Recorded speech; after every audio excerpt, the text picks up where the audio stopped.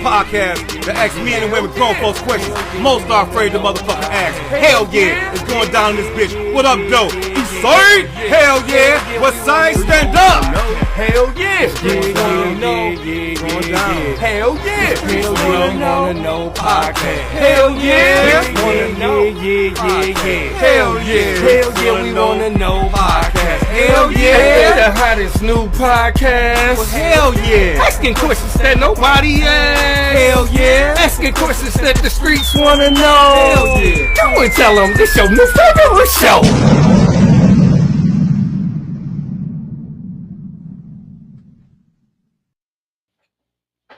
Hell yeah, what up, doe? It's your boy SLK, single letter K, and this is the Hell Yeah, We Wanna Know podcast, featuring my black ass. What's good, my people? Tap in. Hopefully everybody doing well, staying healthy and safe out there. What's good? We live in this motherfucker, tap in. As y'all can see, we do have a hot ass show on deck, and it's about to go down, but make sure y'all subscribe to the channels, all our channels, you know what I'm saying? And it's about to be lit. This is that podcast that asks men and women grown folks questions most are afraid to ask, and you know the streets want to know, so we definitely gotta ask. And with that being said, let me bring in my my co-host and my partner. To me, relationship dynamics is like almost theatrical. I feel like there's a director, and I feel like there's actors playing, and I feel like there's a production or the producers who are in charge of the environment for the relationships.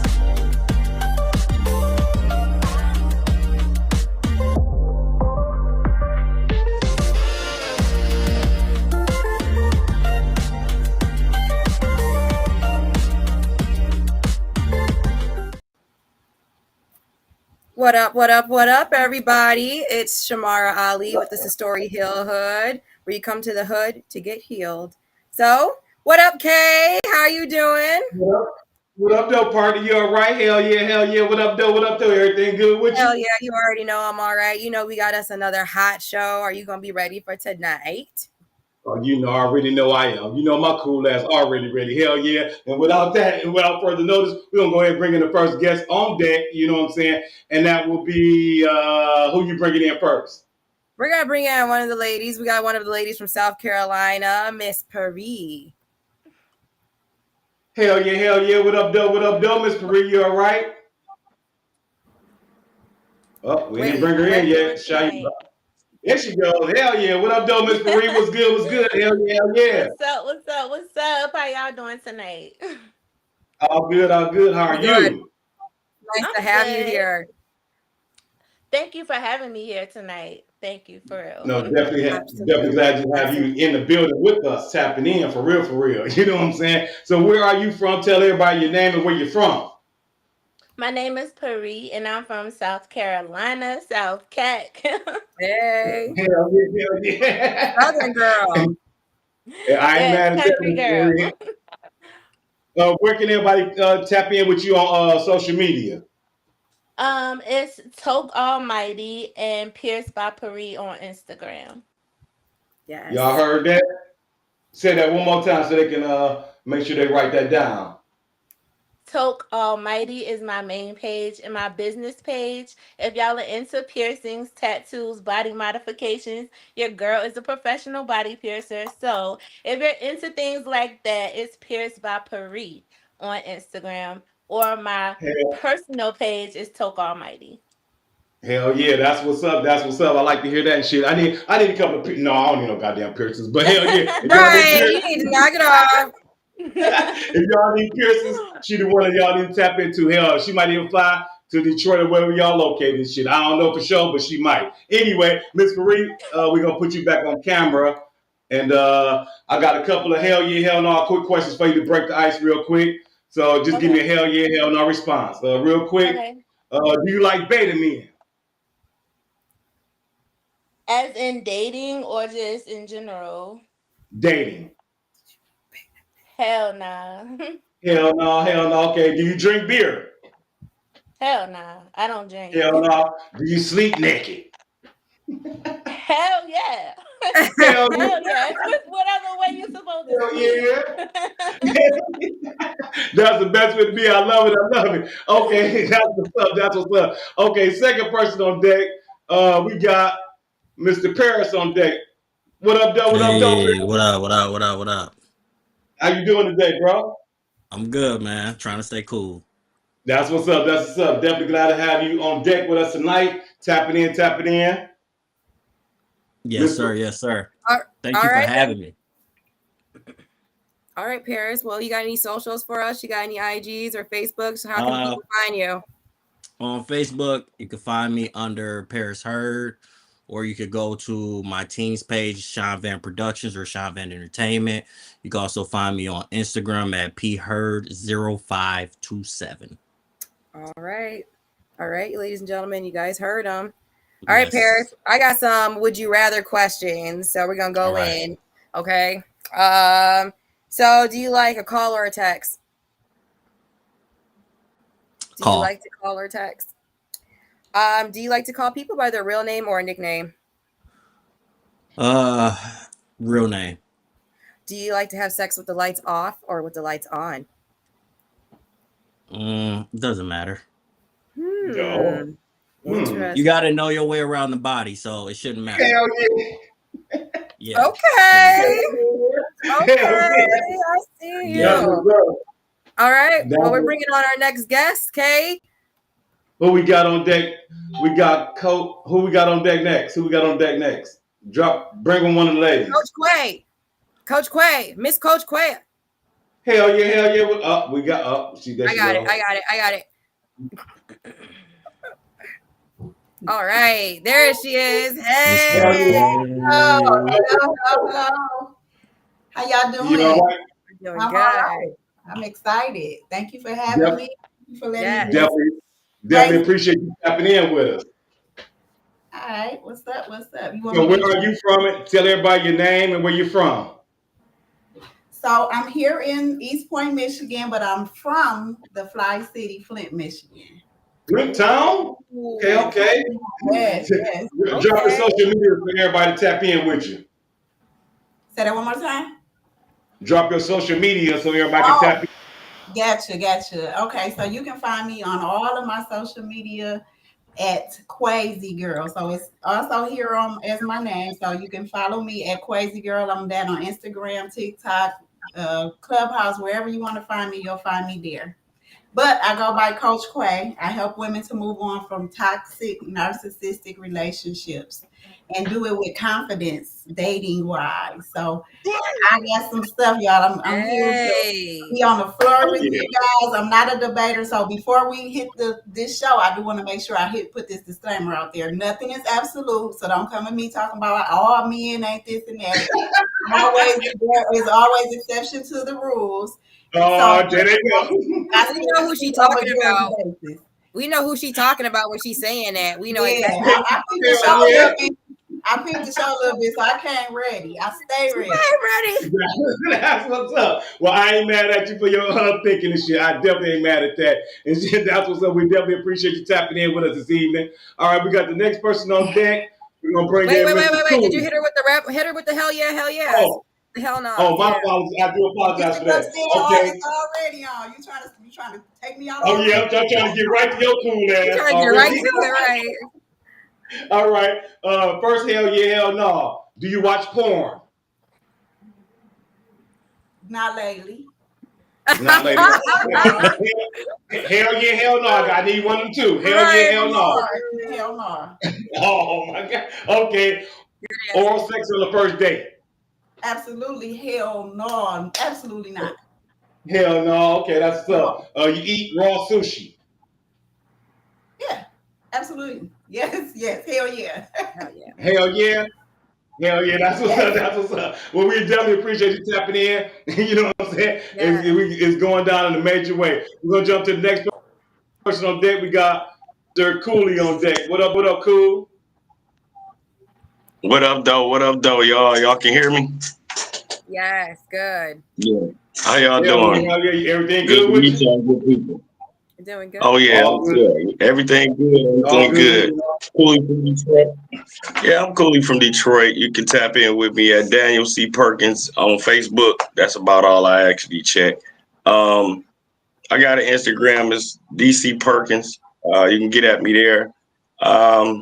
Hey, just here to have some fun and meet some new people, see some new views, and get some new things. I love y'all black people. So yeah, of course.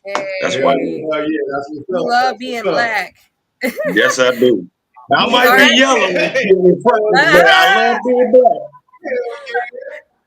All right, Cooley. I got some questions for you, which some would you rather questions. All right.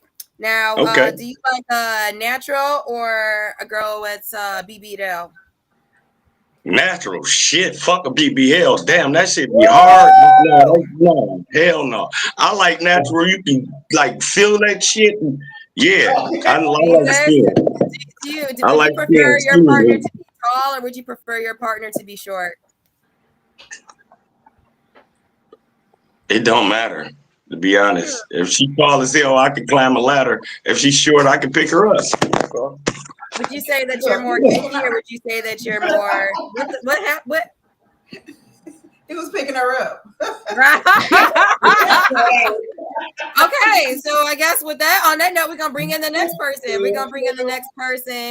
And it is gonna be Frost Boss. What up, Frost Boss? What's the deal? What's the My deal, baby. Frost? So how you doing tonight? Where you from? Tell the people how they can reach out to you. Oh man, Detroit, the only D, you know what I'm saying? Detroit represent one time, baby. No, yeah. I mean, you know me, I rap, I sing, I really don't, but it sounds good saying that. You don't gotta lie to kick it. You don't gotta do that though. No, I can sing, I just choose not to. Oh, there they go. I ain't mad at you, bro. Hey, all right, real quick, we about to jump to this hell yeah, hell no questions real quick. Jay-Z fan. You say what? Jay-Z fan. Hell yeah. Hell yeah, okay, that's what's up. Can you cook? Hell yeah. And that's what's up. Are you an aggressive driver? Hell yeah. Oh, there they go. That's what's up. We ain't mad at you, bro. Just stay your cool ass off the road. I ain't mad at you. All right, for real. All right.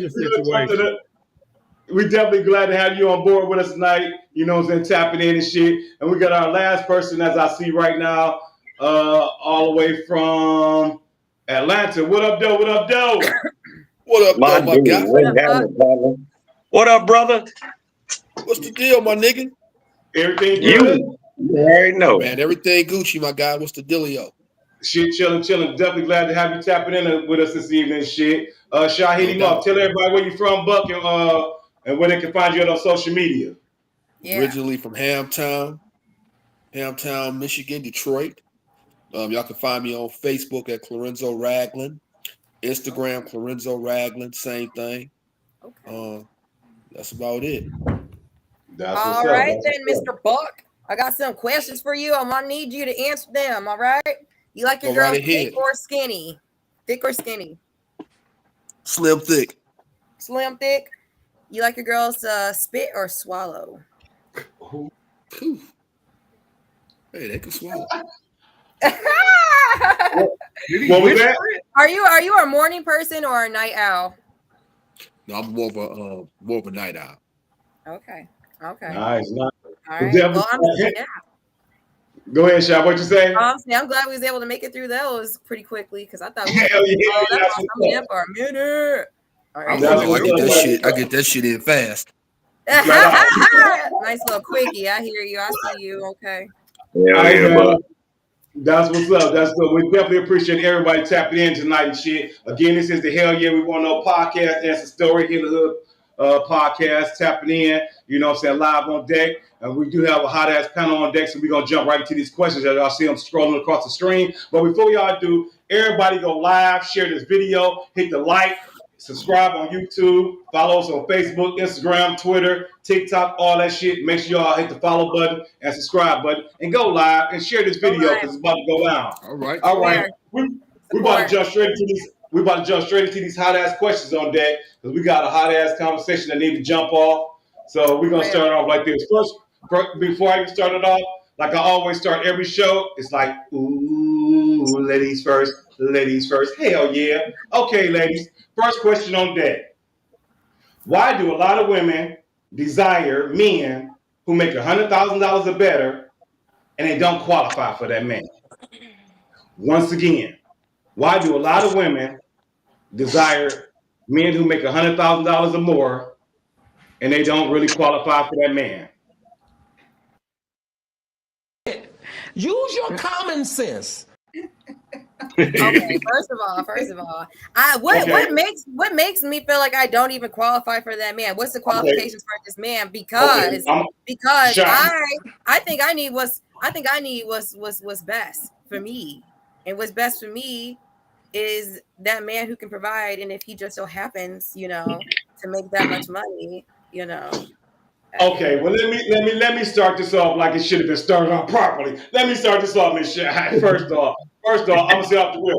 Men who make $100,000 or more have options, ladies, off the rip. If you don't know that, they have plenty of options. So again, a lot of women desire these type of men, but again, they have options. So again, if you're not really what they're looking for, and they're really honestly men who make that much money like that are not really looking for women. So again, y'all women, what are they looking for? Okay, let me finish. But they're not really looking. Honestly, they're not looking because again, women are finding them.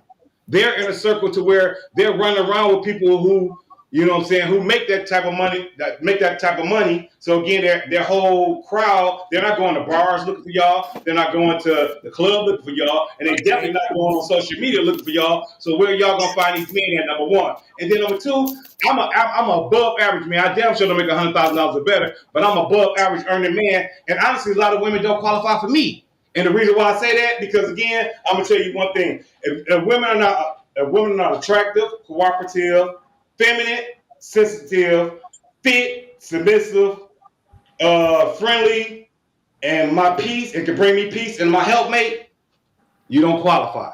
Shy, go ahead and take the floor. I need somebody. I'm gonna pass the mic to somebody else because, ladies, I need you to chime in because I already said kind of what I felt. What are these qualifications? You're sitting there saying he make all this money. Hold on, put me on the screen. I need to be on the screen. Right.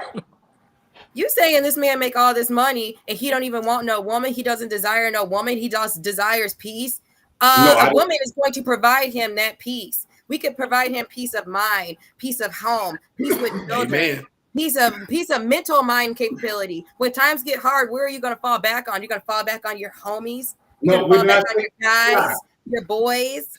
Ladies, I say this is what they're looking in for women. This is what they're looking in for their woman. If their woman does not have these qualifications, they're not looking for that type of woman. They're not looking for a woman with major attitude. They're not looking for a woman that's unattractive, that's not fit, that's not cooperative. That's what I'm saying. I'm not saying they're looking for the homies. I'm saying they are not. Women are they are desired. They are desired men. So again, thousands and thousands of women want these men and desire these men. So again, they don't have to look. They can find women are coming to them. That's what I'm saying. Can I chime in? Put him on screen, Shy. Go ahead. Can I chime in? Go ahead. You on top? Go ahead. It's your time. Crazy though. Look, Kay, you my God, but you sound crazy as fuck right about now. Let me explain something to you, brother. Most women shouldn't even be out in search. They should be in search of. We should be searching for them. That's number one. That's where the game is fucked up at right now. That's number one. Number two, you said that a man wants peace and comfort and they want this and that, but when the fuck you think they gonna find that in one of these goddamn tricks or one of their homeboys?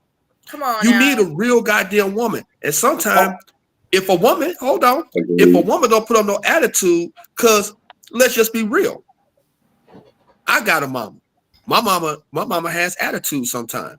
Her and my father were married for 31 years. Sometimes that attitude is needed in relationships, in marriage. You know why? Because you don't want nobody you could just fucking run over. And if you got all this money as a man, you should always always want to find that companion that doesn't want you for that bullshit ass money, because that motherfucking money runs out. But at the end of the day, she won't. True. Okay, Miss Marie, Miss Marie, I want you to chime in. Miss Marie, I want to hear what you got to say, Miss Lady. I agree with what he just said. I mean, I don't want to go too deep in it because I can be a very deep thinker sometimes, so I'm not going to go like too deep into my whole philosophy about it, but I definitely agree. But what men think are fit and submissive can be relative. Like that can be relative. Like to some person, one woman could be submissive, and to another man, she could be like a little too unruly. So I believe that could be like these terms are a little too loose when defining things. But I definitely do agree with him. You definitely want a woman. You don't want a pushover because if the chips fall down, like you want a woman that's going to be able to pick up the slack, that knows what to do. So if you want a woman like that, she can only be but so submissive because she has to have that masculine aspect to keep stuff together if she needs to. What? So, you know, and being like sometimes like arguments are needed. It's just the way about it's the way you go about things. Like things can be bought up. It doesn't have to be bought up with attitude and neck popping and hollering and cursing, because I don't do any of those things, and I don't have to do those things to get my point across.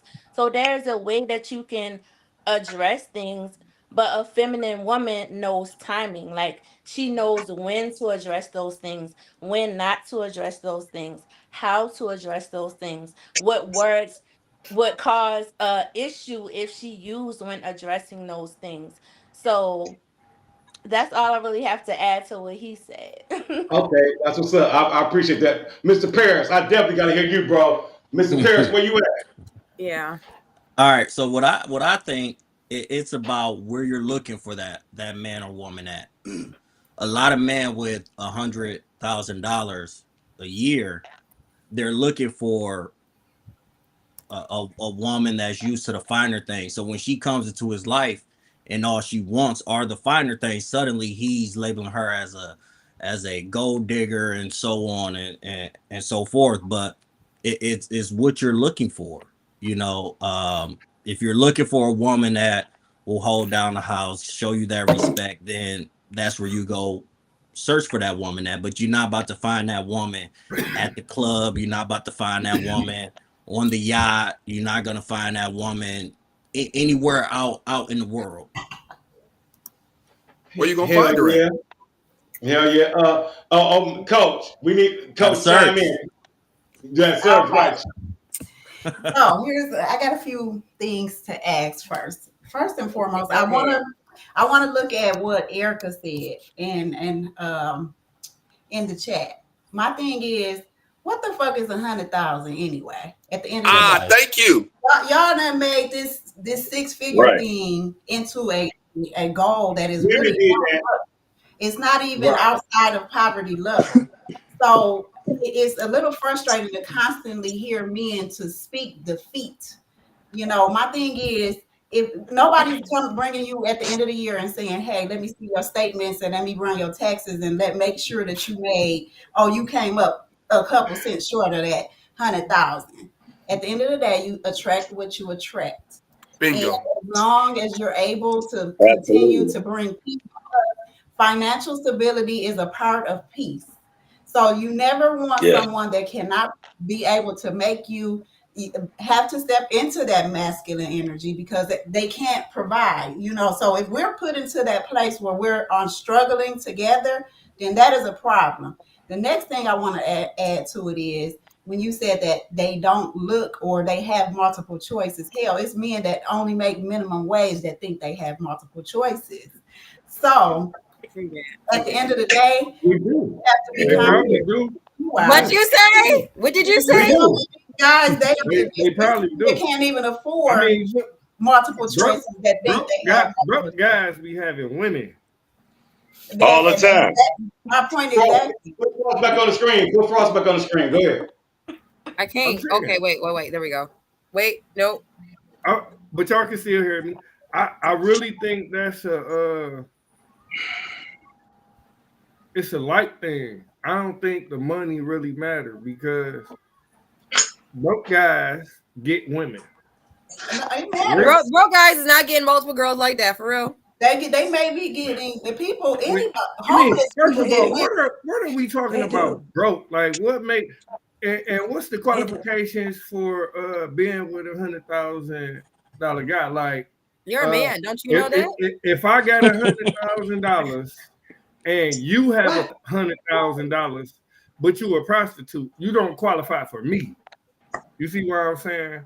But if you got this $100,000 invested somewhere, or you got your own company, it depends on how you get your money. If you getting your money going to Vegas for 2-3 months out the year and coming back because you didn't have sex with that's not like that ain't gonna make me happy. Oh man. Okay. I'm saying she could have $100,000 and look, man. Qualify for me. Look, man. Let's be crystal clear. Really, $100,000 really ain't shit. It ain't. So let's get that clear. Let's get that clear. Number one, and somebody said, you can't meet a woman in the club, or you can't meet a person who look, man. You can meet a woman anywhere. If a woman got class, she got class. Okay. It doesn't matter where you meet them at. And we keep talking about these figures. I think social media has fucked everything up because when you get with somebody, it's all about the chemistry. It's all about how y'all feel about each other. If a woman is down for you, she's down for you. It's just really that simple. And we say that men have multiple choices, but what type of choices do we really have as men? Right. Let's be clear now. Let's just put this shit on the table for what it is, because you can have a bunch of low standard broads, and you can have as many broads as you want to. But when you want that quality over quantity, then we can have some conversations. Okay, hold on. Okay. Stop the presses. I done heard enough of this bullshit. Let's start from the beginning. Number one, the question was, why do a lot of women desire men who make $100,000 or better? That means first off, but there ain't no money, Kate. Can I finish?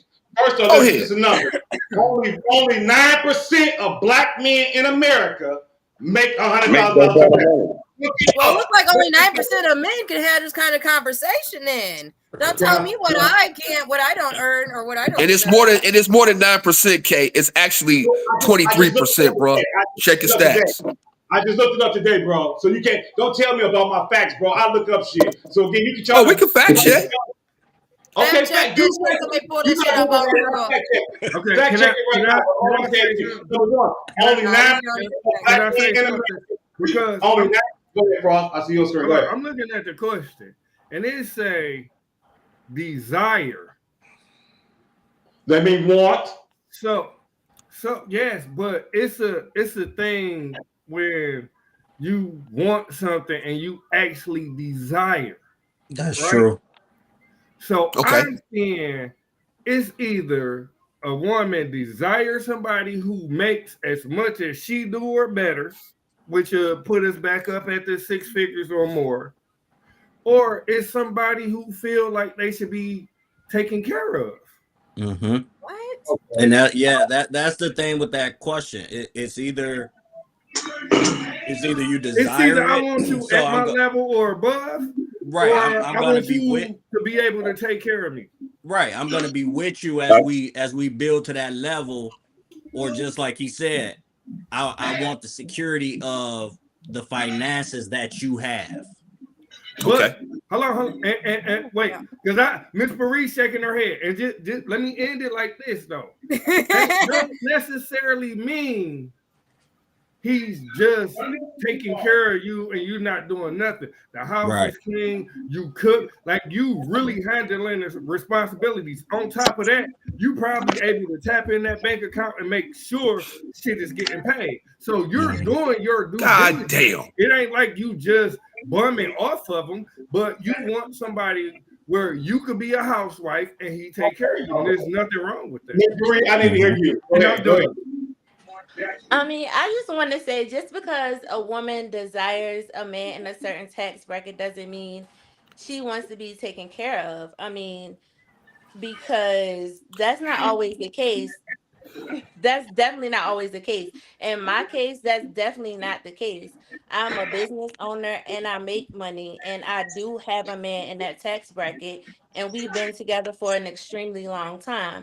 So, I mean, I'm not trying to be funny and say, oh, I can have some expertise on the subject, but I kind of got a little bit of expertise on the subject. I feel like a lot of people are like in hypothetical saying what hypothetically they would do and what people want and what you should do, but they haven't really been with that type of person. So, or even in a circle, they don't even know men that are in a circle with other men that are in that type of circle. So it's like it's a lot of hypotheses, but unless you test those hypotheses, they're just hypotheses. Like there's just a bunch of rhetoric that people are saying unless you are with these men and know these men and have been consistently successfully in a relationship with these type of men. Exactly. It's just a whole bunch of speculation. It's just a whole bunch of speculation. That's true. No, it's not. No, it's not. That's like saying if you've never been around the president or hung out with the president or ran for president, then you can't speak on politics. That makes absolutely no sense. Desires and understanding the wants and needs or things that a person may pursue has nothing to do with being around that lifestyle or being involved with that lifestyle. I desire to make a movie that will sell all across the world internationally, but I don't have to be in Hollywood to understand what I want and go for what I want. Yeah. Okay. Okay, that's good. I'm sorry. I'm sorry. Paris, go ahead. Paris, put it on the screen. Go, my bad. What you saying? How could you really have a true understanding? That's like saying, oh, well, I know what a doctor goes through because I want to be a doctor and I feel like a doctor, so I understand what a surgeon has to do. That's malarkey. No, you don't. You think you understand. You think you understand. Just like women think they understand how men feel. We just think, well, I'm a woman. I don't understand how a man feels unless I'm in a man's body. So certain things you don't understand. You just speculate. You said you have a male friend or a man hold on, that y'all. bracket, right? Yes. Okay, so before you get with him, did you know he was making that much money or around that much money? And did you say, oh, I want him? Did you desire him because he was making the money? On top of that, you might have thought he was handsome or whatever the case may be. But outside of that, you probably knew he was making that money and you went after him, right? What? I've known him since I was 13 years old. I desire men that embody certain traits. I don't desire men that have certain type of money. I desire traits in a man, and usually those traits come accompanied with money. I mean, I just desire certain type of traits. I desire men that dress a certain type of way. I desire men that speak a certain type of way. I desire men that go certain type of places, that don't do certain type of things. So usually success is attached to them. Just like good women that are feminine or hold themselves in a certain type of way, certain things are attached to them. So that just comes accompanied with him. Even if he didn't have the money, I would still be with him because he embodies the traits that I want in a man. But like the question says, hold up, y'all. Oh, we got a new person on deck, Miss Tanya. What up, though? What up, though? What up? Good evening. I don't think we got off topic, but okay. Glad to have you on deck. Did you catch that first question on deck? What did you say? No, I did not. The first question on deck is, why do a lot of women desire men who make $100,000 or better and they don't qualify for that man? I don't know. I might have to sit this one out, y'all. All right. Coach at? Put Coach on the screen. Coach, go ahead and do your thing. So I think going back to the discussion we were at, I think that adds on to what Paris was saying. My thing is, we weren't talking about understanding, we were talking about the desire. So you desire from a childhood, our childhood, everyone desires certain things. You don't have to be in those shoes to know what you admire, what you want, what you look up to, in a sense. So, you know, being as though you have walked in those shoes, there are women, as in myself, I've had relationships where men have made good money. I can't necessarily say whether it was that particular amount or what it was, but at the same time, even prior to having that, there's a reason why women should choose above. There is a reason why women should date up. It's called hypergamy for sure. Even if you don't fit your look criteria, finances. Oh, go ahead. I was gonna say though, I have a question for the guys real quick then. So is there any guys here on the panel that actually make 6 figures or more? Not this way, hell no, not me. My next question was just gonna be, so what if you were that guy in that bracket, so what would disqualify a woman from even, you know, being in a relationship with you? Because I need to know these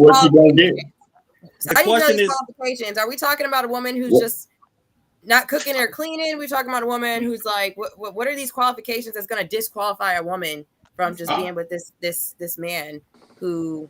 I just think that we don't came upon the question to me came really like, why do women have this unrealistic expectation that they can get a man that has 100,000? That's the way I took the question, first of all. What I'm gonna say about that is the unrealistic expectation has to do, to me, to a lot of what social media shows them. Right in their actual surroundings, they don't see a man that makes 100,000, but they'll tell a man, you need to make 100,000. You know, and they ain't making nothing but maybe 20, 25, but they unrealistically think that they should have a man with that status, but they're not bringing forth the qualities that a man that will look at them for them to say, want to be with a woman that makes them say lesser money or whatever, or not with the money. What a man really wants is just the stability with a woman.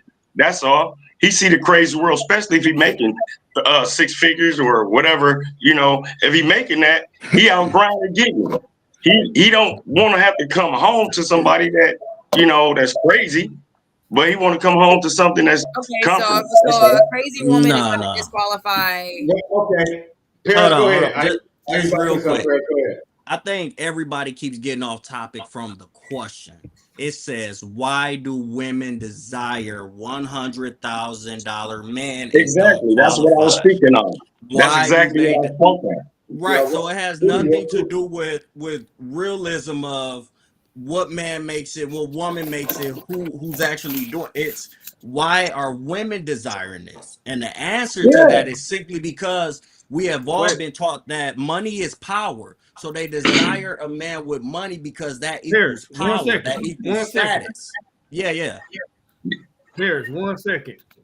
Because Miss Watt, she asked her, she say again, how do you not qualify? And the thing is, if you made that much money, you do feel like women have to qualify, but you will have to be in that position. Like I said, if I was in that position, one qualified whether you made that much money or not would be prostitution and selling yourself. I ain't condoning that. I don't want no so woman. You see what I'm saying? Hoeing, she out.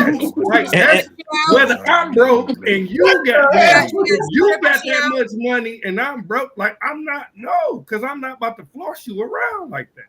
And that same thing goes for the men. I would have if I made that much money. The thing is, the next man qualification might be she can't wear wigs. Okay, right. Every man, but and you saying 100,000 or more. So let's just move it up to a millionaire. A millionaire might not want nobody who live in a certain city. Okay, Buck, chime in. Might be light skin, dark skin. What's the question is why do women desire men who make 6 digits? I think we should have been 6-figure. That's the question, right? This question. Right, exactly. Go ahead. That's the question, right? Yes, that's the question. Go ahead. How as we men can answer that question? We can't. How? Because we're not fucking women. So how can we answer the question? We're sitting here. We can't, as men, we cannot answer that question because we are not fucking women. We're not answering that question, but we're asking the question she just asked was what makes you a woman not qualified? That's the question. That was the next question. She jumped. But let me tell you something. Put me back on the screen, Shy. Go ahead. She changed the question, Shy. Okay. Put me on the screen, Shy. Because I'm writing down. I'm trying to write it down as I listen to it. I hear you. Right. I got to go get a refill. Okay, do what you do. But I'm saying this is the whole thing. No, go ahead. When people who make men who make $200,000 or better, we're talking about doctors, entertainers, lawyers, etc. Business owners, entrepreneurs, real estate agents. Those are the type of men that make $200,000. Okay, so with that being said, as an average man who makes slightly below, not slightly, below that money, I have certain qualifications as a woman that I want a woman to have in order for her to get me. So I can just imagine what these men want. Think about this, ladies and gentlemen. Doctors and lawyers, and entertainers, do y'all see them with women that's out of shape? Yes or no? Do y'all see them with, yes or no? Do y'all see them with women who's not cooperative, feminine, and sensitive? Cooperative, attractive, and sensitive. No, y'all do not. We don't see them. We do that. If you don't see entertainers with their wives, and again, a man who's making that much money, he's putting in the grind. He don't want the. So you telling me that you telling me that Denzel Washington's wife is motherfucking a 10? She's not. She's nice looking, but she's not a 10, bro. I don't think that's what he's saying. I said she's attractive. In this man's eyes, she's attracted to him. I mean, he's attracted all right to her. then. So okay, you prove my point. She's feminine. She's feminine in his eyes. She's feminine enough as a woman to be his wife. She's cooperative enough in his eyes. So again, if a man is making that much money, why would he want a woman that's giving him fucking attitude? Why would he want that? What type of shit are y'all niggas thinking? What do you call attitude? What the fuck do you call attitude? Okay, basically, a woman is not being cooperative. A woman that's saying, we're not even on the topic no more. But I do have. No, I'm straight to the topic. But go ahead. I got something that's on topic, right? Let's just think about this, right? Okay. From high school, right? High school sweethearts. Boom. We both go to the same college, right? We both broke and our parents taking care of us. But I wind up going to a league. Now I'm about to put her in a situation she ain't never been in while I'm going through a situation I ain't. But you've never been in the situation either. I think we just. I think we veered too much. See what I'm saying? Now, I get this. Okay. Okay. Y'all breaking topic. Y'all are breaking topic like a motherfucker. Yeah, that's true. We are. I think we understand. Okay, with that question, it was a hell of a debate, but that one went 30 plus minutes. So we about to jump to the next question on that because that one is not really good. No, you know what? Before we even jump to I need Kareem, I need Shy, and I need Coach to chime in and Tanya to chime in before we get off the subject, and I want to get, and I'm going to end it with Paris to end it off. So, ladies, go right ahead. Start it off, Coach. Give us your last point on this topic because I think we all veered really hard off this question. I think Kalinda in the comments hit it on the nose. It doesn't matter the amount; it's in the eye of the beholder. There is no such thing as who qualifies for what. We've seen the movie. All of us have seen Set It Off, where the bank guy wanted Jada, and she Yep. said, robbing the bank. You choose what you choose. You have that. And I respect a man that makes that amount, or that is able to provide and bring peace to a woman to choose whomever he chooses and he wants to. And also adding to what Erica said in the comments, it doesn't just that financial number does not make you a catch. So even if you choose me making that amount, I have to accept that. It also means you have to have a great attitude. You have to have time. That your time is just as valuable as your money. So if you can offer me that and you can't give me the rest of that, you can be rejected as well. So there is no such thing as women desire that particular amount. Women desire security, and that's just our natural makeup. True. Next lady on deck. I agree that women do desire security, and I think that 100,000 is just a number that is trending, that everybody is grabbing hold of. I mean, I think women just desire security. So if you make $60,000, it can offer that woman not, security. Then I believe that she'll be happy with that too. I think we just got so latched onto, this number, but all women desire security. So Real talk. that's why women desire that. Amen. Coach. Can I give a disclaimer though, right quick? This is juice. So if y'all see me guzzling this, I do not drink. This is juice, okay? All right. What is that? That's grapefruit juice? What's that, church wine? That right. Yeah, this Sunday, baby. Amen. Hallelujah. I'm a sagamaka. Good old Southern Baptist wine. That's what this that good Baptist wine too. Jesus. Jesus. Jesus. Miss Tanya, you want to chime in? Miss Tanya, you want to chime in? Only thing I can really say is some people have a inflated self-ego. Some people are delusional with themselves, and they believe that they deserve more than they do. Some women have the work to request certain things, or a certain way of living, or a man's lifestyle. They simply haven't put in the work, so they have an inflated self-ego. So me personally, I do work for the post office, but I work my ass off. So I do make six figures. No, our salary is not 6 figures, but with overtime, which is pretty much unlimited, we have the ability to make 6 figures or more. A carrier actually made 200,000 at my station last year.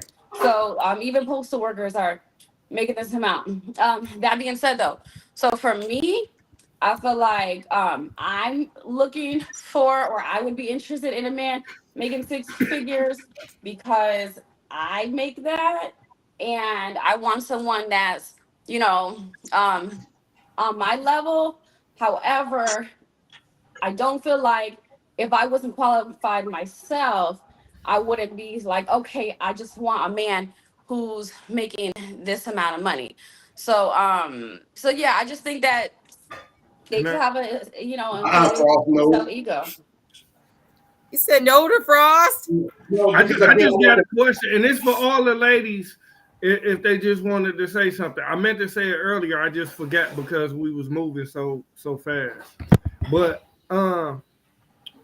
so what if a guy did make 100,000 or better, but didn't fit your criteria of looks? Would you still? If he didn't, would you still go that way? If he did not fit my criteria, he didn't look. I'm saying Flavor Flav. Yes. Fuck, come on now. Don't give me favorite Me flavor. personally, Come on now. God me damn. personally, no, God because damn. that's just the income is one criteria. There's multiple things that I'm looking for in a Oh, man. it's You can't layers. just It's do layers one. to it. Yeah, it's layers to it. That's just one thing. It's like when you're looking for like a car, like like you looking for certain things with that car. Once you're on a certain level, you can afford to be picky. And so that's why I'm like, like it depends on oh, I don't want to say it depends on like your own person, like your own value, but Yup. it Preach, girl. depends on like your value. Okay. What if, lady, what if he had that much money but had a little pee-pee? Don't hit me Oh, with that little yeah. pee-pee shit. She cheating. Okay. Shy. What you Hey, we got a say? lot of time. We got She some beautiful cheating. Shy. If you have a little bit, what? Yeah, What? he ain't talking Yeah, about me. yeah. He's saying that. He She ain't talking about cheating. me. Fuck that. She Last cheating. I know. Don't hit me with that little pee-pee shit. That's all I gotta say. He Right. can't control She cheating, that. brother. He can't control that, but guess who can? There has to be some balance. Like there has It's no Shy, such thing as just one thing. There has to be some balance. Like if everybody, you kind of get a feel throughout life if you feel like you're not the most attractive to the eye. But you know what leads you. Hell, if somebody tells me that my smile is the most beautiful thing and that's what attracts people to me, then I'm gonna smile my ass off. If it's your money that attracts people to you, you got to lead with your money. But if you know that, and speaking coming from this woman, sex is, you can make it right. If somebody is doing what you got, that 80 and 20 rule, right? So if somebody is able to come through with most of the things that you need, I'm pretty certain that you'll know how to fall in love with that person on purpose. Flat out, real talk.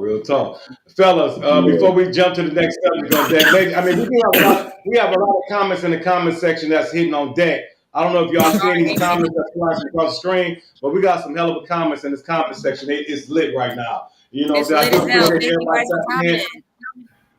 See, Rick don't change. And the Story Hill Hood podcast, the Great Debaters Part 2. You know what I'm saying? We have a nice little panel on deck. We are about to jump into this next question because we are, pushing almost an hour already, and we ain't even got out the first question, y'all. So again, I do appreciate y'all tapping in. So the second question on deck is some hot shit, and basically, here it is. Do most people do y'all put everybody on the screen? Hell yeah.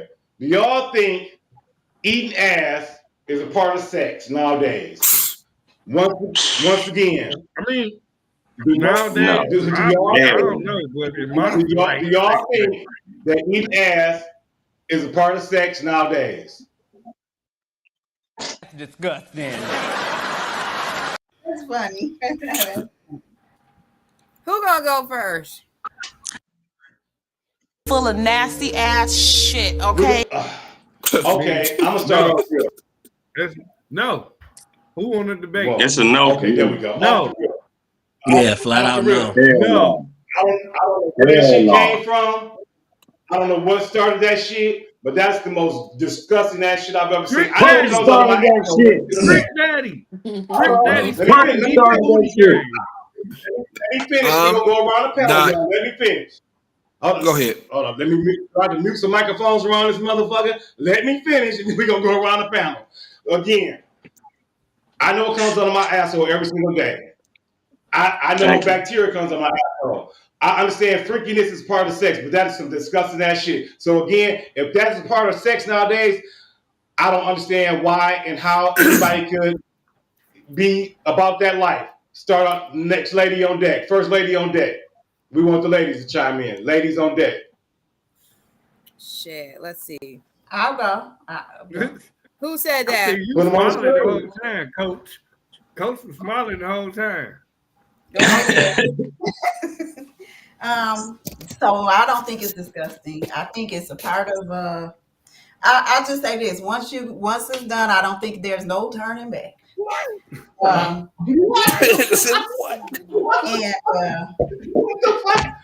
okay, so Go ahead. Go continue. I strongly do. I do believe though that on a serious note, like I think it's something that you should do to someone that is either you having a motive when you're on something like that, and I've never done it, but I've received it.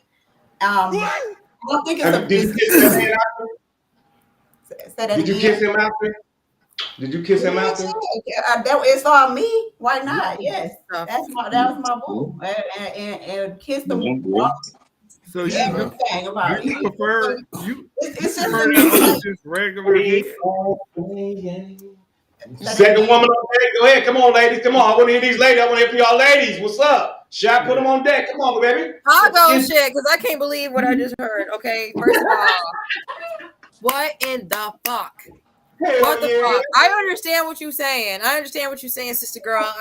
Sister queen. Sister girl. Sister queen. But that is some foul shit going on right there. It is some foul shit right there. I don't know what. Okay, so I fell off the game a little bit for this ass eating shit. Okay, so I didn't know that this was what's going on, but I'm letting you know right now, I cannot compete with no woman who's just like, oh yeah, you can go ahead and eat this ass, and I'm gonna eat your ass. Ooh, that's is it like a two-way street? Like if you getting your ass ate, are you eating ass too, or is it like we just like is it a one-way thing? No, right. Ass is not like. Is it like is eating ass a part of oral sex? That's not a part of oral sex. Is eating ass? No. It's not. It shouldn't be. Jesus. We need to say a prayer in this fucking. We need to say a prayer in this. Hey, who was the fellas on deck? I'm not even a Christian, and I will fucking say, Jesus, we need to say we need a prayer on deck. Yeah, like the word says that the marriage bed cannot be defiled, right? So goes in it. Right? How do you respect a man whose ass you just had tooted up in the air? The problem is, hold on. And he moaning. Everybody starts fucking by the time they 12 years of age. So by the time we become adults, hold on. This is the reality. Yes, it is. Yes, it is. I grew up with started fucking around 12. So by the time you became adults, you bored with sex. So now you into Diddy things. Now you just popping drugs, licking ass, licking toes, shoving everything. Hold on, reality of life. Is there any ladies here who's had sex 12 and under? No. I can tell the truth. Even if you didn't have sex, y'all were doing the touching, y'all were doing all types. Come on, man. We all grew up. Come on now. We know how we got down behind the staircases. We know how we got down the gymnasium. We know everybody grew up. You know what you was doing. You know what you was doing. Okay, but let's get back to the point. Okay, but let's get back to the question at hand about this eating ass. What's up, licking ass? What you think about that shit, Miss Marie? No, don't put me on camera. Go to the ladies. Go, Miss Marie. It's on you, baby. I personally think that no judgment. People do what they want to do, but me personally, I think it's depraved. I think people just do anything. Like nothing is sacred. Nothing is off limits. People just being freak nasty for no good reason with anybody. It's just doing nothing is sacred. Like nothing is sacred, which I ain't gonna bring up the 100K thing, but that ties into it. A man making that kind of money don't want a freak nasty then been around the world and type of woman. You know what I'm saying? If you get with this man and he doesn't. Like if he, you know what I'm saying? He doesn't. Diddy did. He doesn't.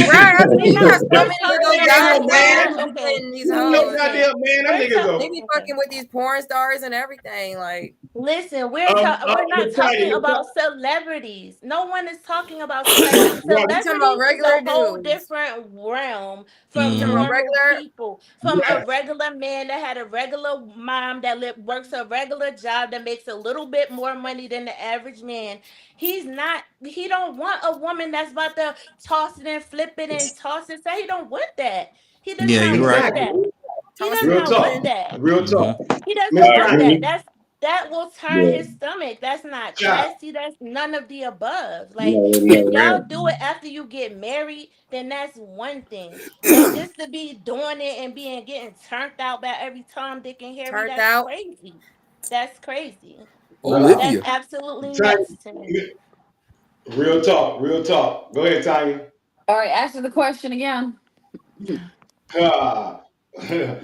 eating ass a part of sex? No, it's not. It's not a part of sex, but it can be. I think it just depends on the two individuals. Excuse me. I've had, I've had my ass beat before, of course.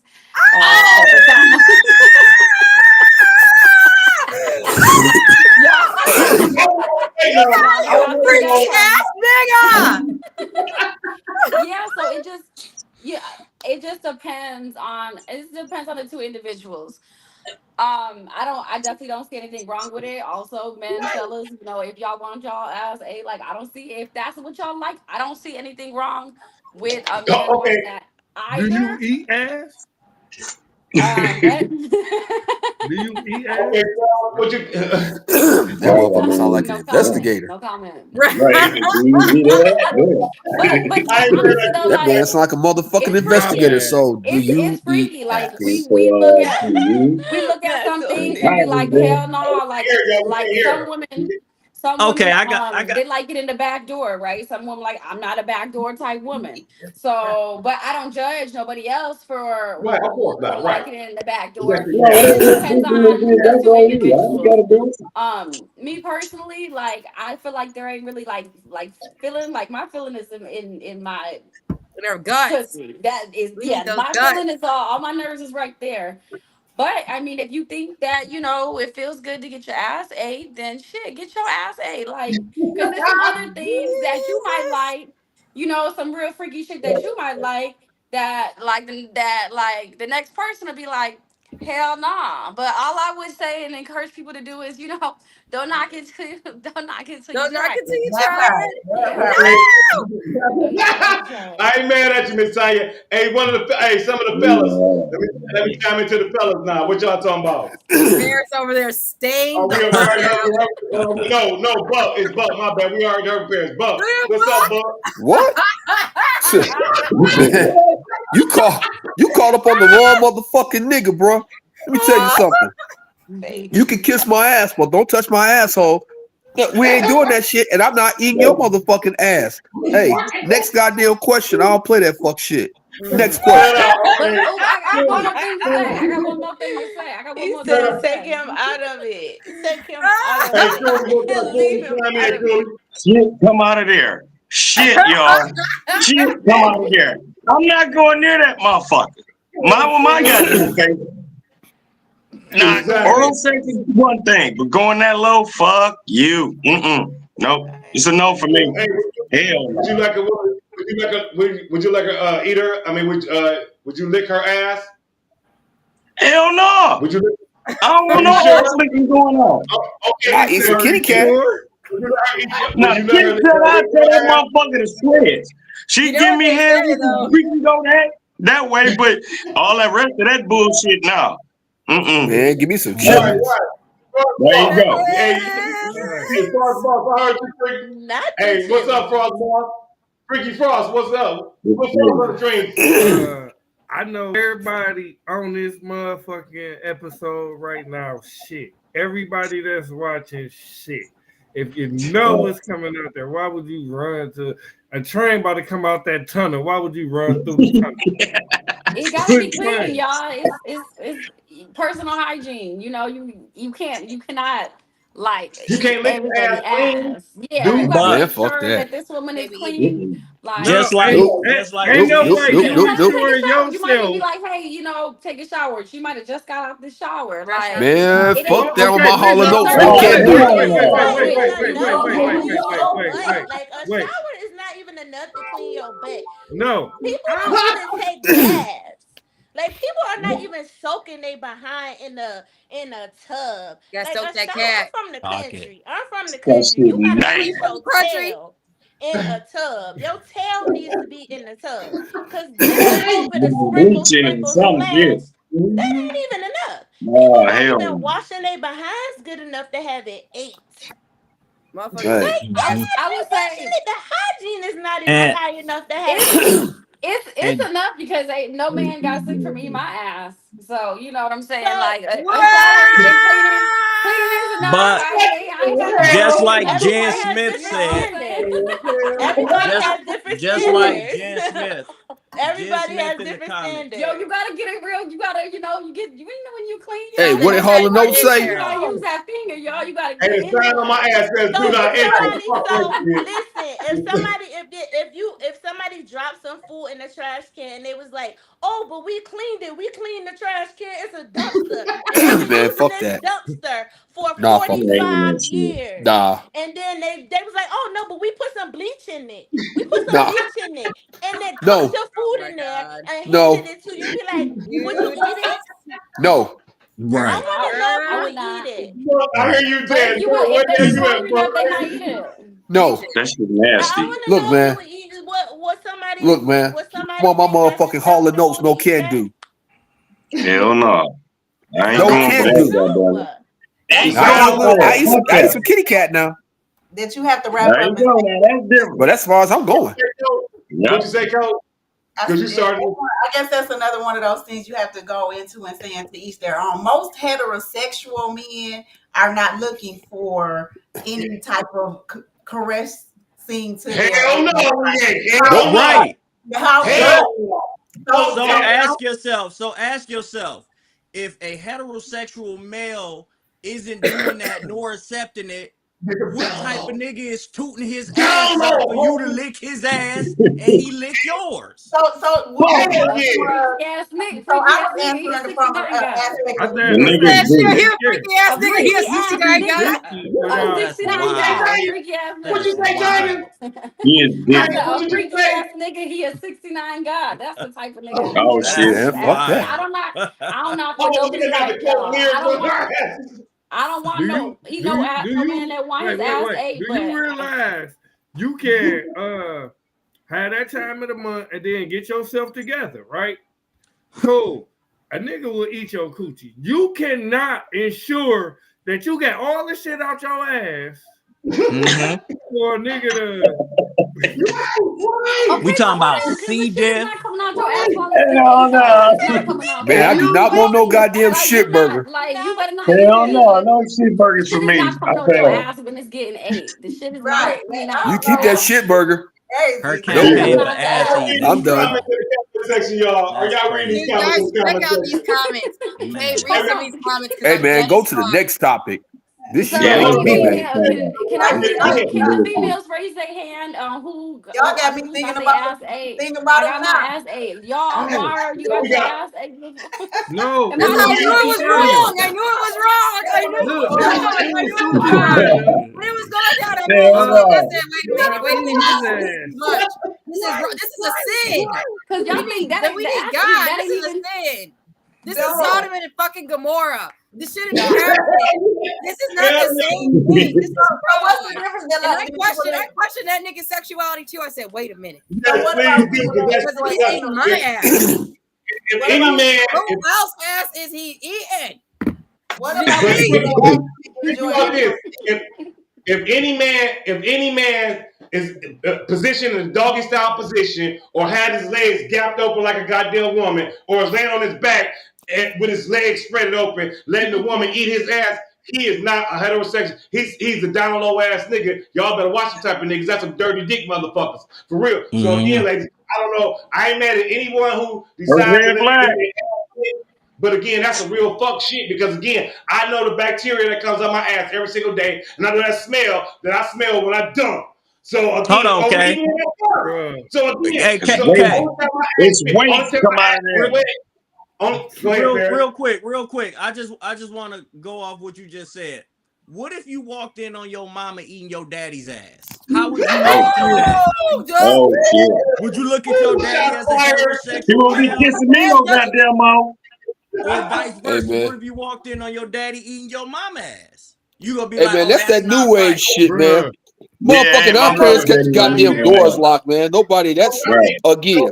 That's some bullshit. Our parents kept the goddamn doors locked. Now these young niggas, they goddamn mamas don't give a fuck. They mom, they leave the goddamn door wide open. Again, let's go to the next goddamn question because I don't even want to picture a motherfucking. Never mind. Just go to the next goddamn question, man. This question pissing me the fuck off. Coach, ask that question, please. Coach, ask that question, please. Thank you, Coach.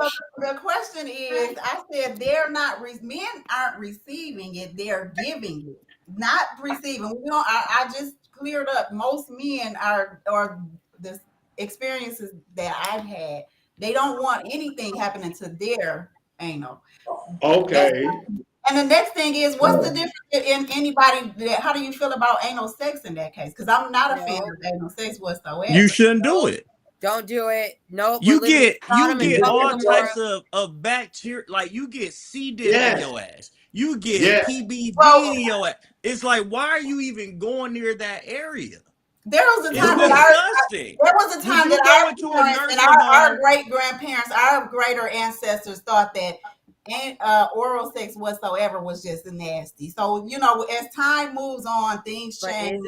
You attempt at different things, and again, my thing is just like our co-panelists said, it's to each their own. When once you get in, because I can't even hold you back and say at times, just as a human, whether it's heterosexual, just with the person that I was most intimate with and that we was having this experience, it's not like it haven't been times that I've been, like in the zone where I'm like, you know what I'm saying? That feel good. You want to know what that feel like?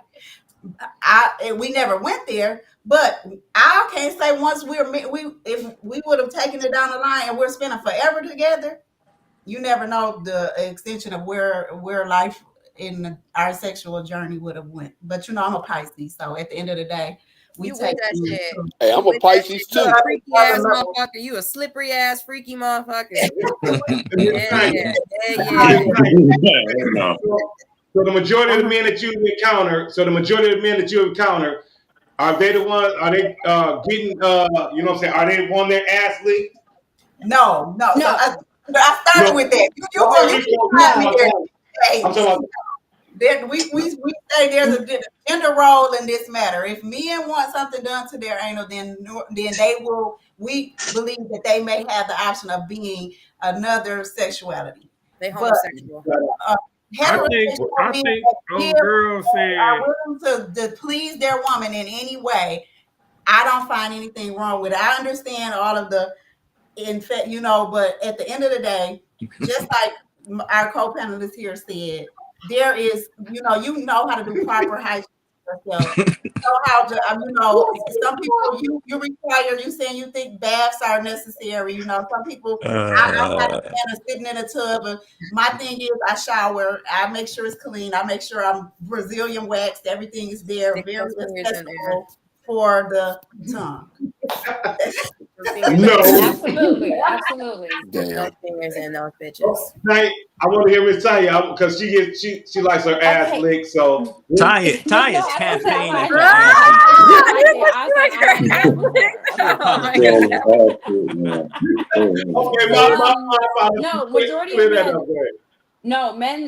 majority of men do not want that service. However, that don't sound right. Yeah, don't sound right. But no, they don't want that. But the men they do like to do it. Not every man is it's kind of few and far between, but it's more the men are doing it to the women, not vice versa, not the women doing it to the men. I think it would be strange. I would question the men's sexuality if he wanted me. If he wanted his ass, period, I would definitely be like, I don't know. But I have a question for the fellas though. If you meet your dream girl, right, and she's super freaky, right? She try anything in the bedroom with you, do whatever you want, right? Super freaky, dream girl of your dreams, right? Everything you want in a woman, but she like her ass ate. You gonna relationship over. You gonna eat her ass, or you gonna let another eat her ass? Hey, man, get the motherfucking eat, because I'm out of here. Nope. Nope. Yeah, he can. Nope. Get your ass on. Nope, Nick, eat that ass, baby. I'm out of here. Thank you. I'm gonna get a white rag and put it in between her ass and just go up and down with it. I can't fuck around with that licking. No. God damn, you gonna scrub her ass for her? You gonna scrub her ass?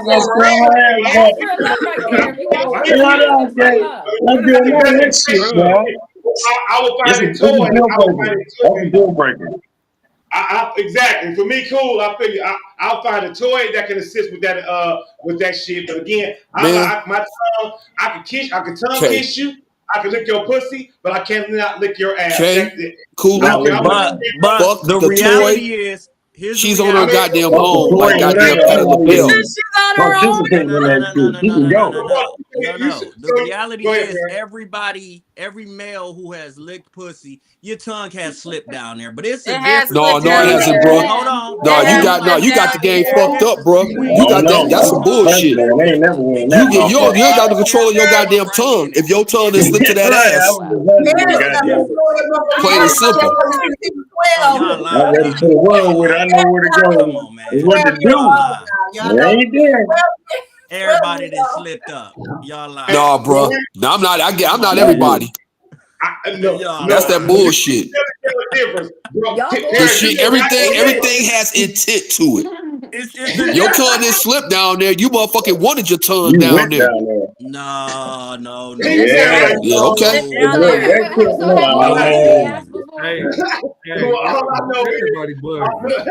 one that just said that your tongue doesn't slip. Okay. Have you ate ass before? Honest truth. Have you ate ass before? No. No, not you laughing. No, I'm just laughing. I naturally laugh. I don't.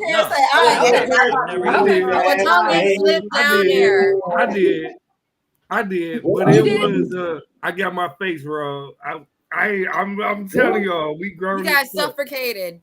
The cheeks were just like, man. Listen, it's I knew what was happening, but it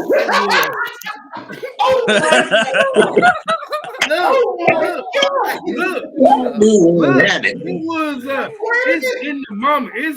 I ain't never. Bro, what are you talking about, man? Listen, I never plan like, yeah, I'm about to eat your ass. What are you talking about? But right. Hey, it's not a planned thing. So it was an accident. It's what happened? Toilet full of nasty ass shit. Okay. It's like he stepped out the shower and he slipped. Hey man, you doing too much goddamn explaining, bro. Next topic. Hey, we want to. I ain't mad at you. The comment section is lit. Hey, I ain't mad at. Hey, the comment section is lit, but that's some suspect ass shit. I'm up here. I just want to say this. I ain't never told a girl, yeah, eat my ass. I ain't never been on that. Girl did hit the gooch. Nigga was like, oh shit, what the fuck was that? Hey. No. Man, quit playing. Okay, hey, this is yes or no. Yes or no for everybody on the panel. I'm yes or and no. In the comment section, I want to hear a yes or no for the comment section too. Where did he go? Sucking toes. I seen somebody say sucking toes. Who was that? I seen that somewhere. Coach K. Oh no, that was Coach. That's the old school. We quit doing that. We quit doing that. What's the difference? We quit doing that in the 2000s. That's nasty. Don't no shit come out your toes. Right, I don't suck some toes now, goddamn it. Put some chocolate on the motherfuckers. Look, man. I don't know why we even still talking about this bullshit. What's the next topic?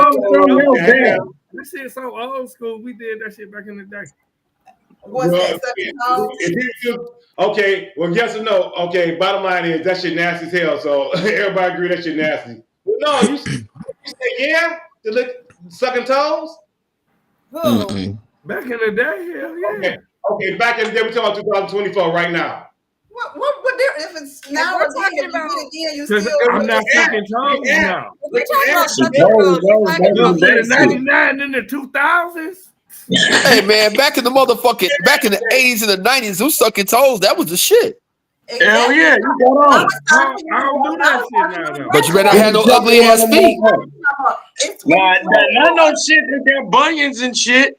I'm Oh gonna get no, you if you got bug, you might as well go ahead and put your goddamn shoes back on. Get the fuck up out of here. Fuck you. That part of the game. Ladies and gentlemen, I'm clueless to that part of the game. I was down with that. No, I wasn't down with sucking toes and licking ass. But yeah. Anyway, we about to jump to the third question on deck because that's some freak nasty shit. I ain't mad at anybody on deck for doing what y'all do. But again, letting somebody lick y'all ass with all that bacteria is kind of suspect. I ain't mad at y'all ladies because I know y'all. Yeah, shit. If a man gonna do it, let him do it. But again, I hope y'all ain't depositing y'all tongue into that asshole. I just hope y'all not. So we're gonna jump to the third question on deck. We already a minute and 30 into this conversation, but I definitely appreciate y'all listening to the Hell Yeah We Want to Know podcast and Story Hill Hill podcast with all our panel guests on deck. Y'all have a channel on YouTube. Make sure y'all subscribe to the channel. That helps us out. Make sure y'all follow on Instagram, on YouTube, on Twitter, on TikTok, and definitely follow. Last question on deck. Well, not really last question, but third question on deck. I'm going to repeat this question twice, and then I'm going to drop this meme, and then I'm going to let y'all go for it. Do black women still get pissed when black men date outside their nationality or race? Once again, do black women still get pissed when black men date outside their race? You right now, we don't care. Let me tell you. We don't care.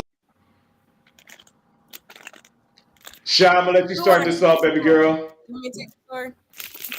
Hell yeah. As a black woman myself, I guess I would say I don't, because we live in 2024. You can't do shit about that shit anyway. But I'm not gonna say that shit. I'm gonna have to pass the microphone to somebody else. No, we want to hear it. I want to hear it. But I do think to a certain degree, if people are gonna be dating outside their nationality, that they should have the proper education. And they should have the proper history behind it, and just not be mixing with people, with no intention on why they're getting together. Because I do know lots of people who are biracial, and their moms may be black or not black, and their father may be black or not black, but they don't teach their kids anything, so their kids don't know nothing about their blackness, or their kids are not cultured, or they don't know Spanish if they're mixed with Mexican or Hispanic. So, but I think at the end of the day, you can't control it. And I definitely know some black women ain't having that shit, but I'm at I don't know. I don't care, but I'm actually interested in hearing Tanya, because Miss Puerto Rican, you are a mixed race girl. So how do you feel about that? How do I feel about it? So I don't think there's anything wrong with it. I feel at least some type of way though, because where I start feeling some type of way is where these other ethnicities are put on a pedestal, and as black women we're looked down on. So for instance, I was dating a guy, and I have a child already, right? This guy he could have just been a really, really terrible guy, right? But I was in a relationship with him, and I have a child already. And I was younger, right? So he would put me down for the fact that I was unmarried and had a child. However, this was a black man. His ex-wife was a white woman who already had a child, and he had married that woman. So it's like, okay, it's okay for the white woman to get the ring. Yeah, so it's okay for the white woman is looked at as whatever if she already has a child, out of wedlock. But then you're looking at the black woman like, well, you're not, you're a used car, or your value is low because you already have this baby. So it's like, treat us all the same. Don't put that woman up on a pedestal just because they're not black for whatever reason.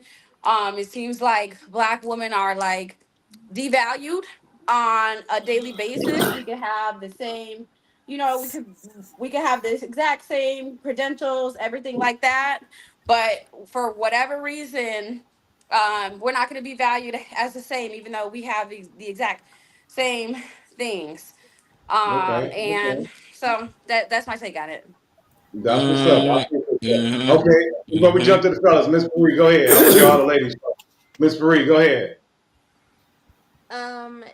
I'm gonna say no. I don't care when any men date outside of their race. I just have a problem with like this. Don't disparage black women. Like, don't try to play the she's better than game. Just your choice is your choice. You chose that, and that's fine. I mean, good for you. You're happy. We're happy for you.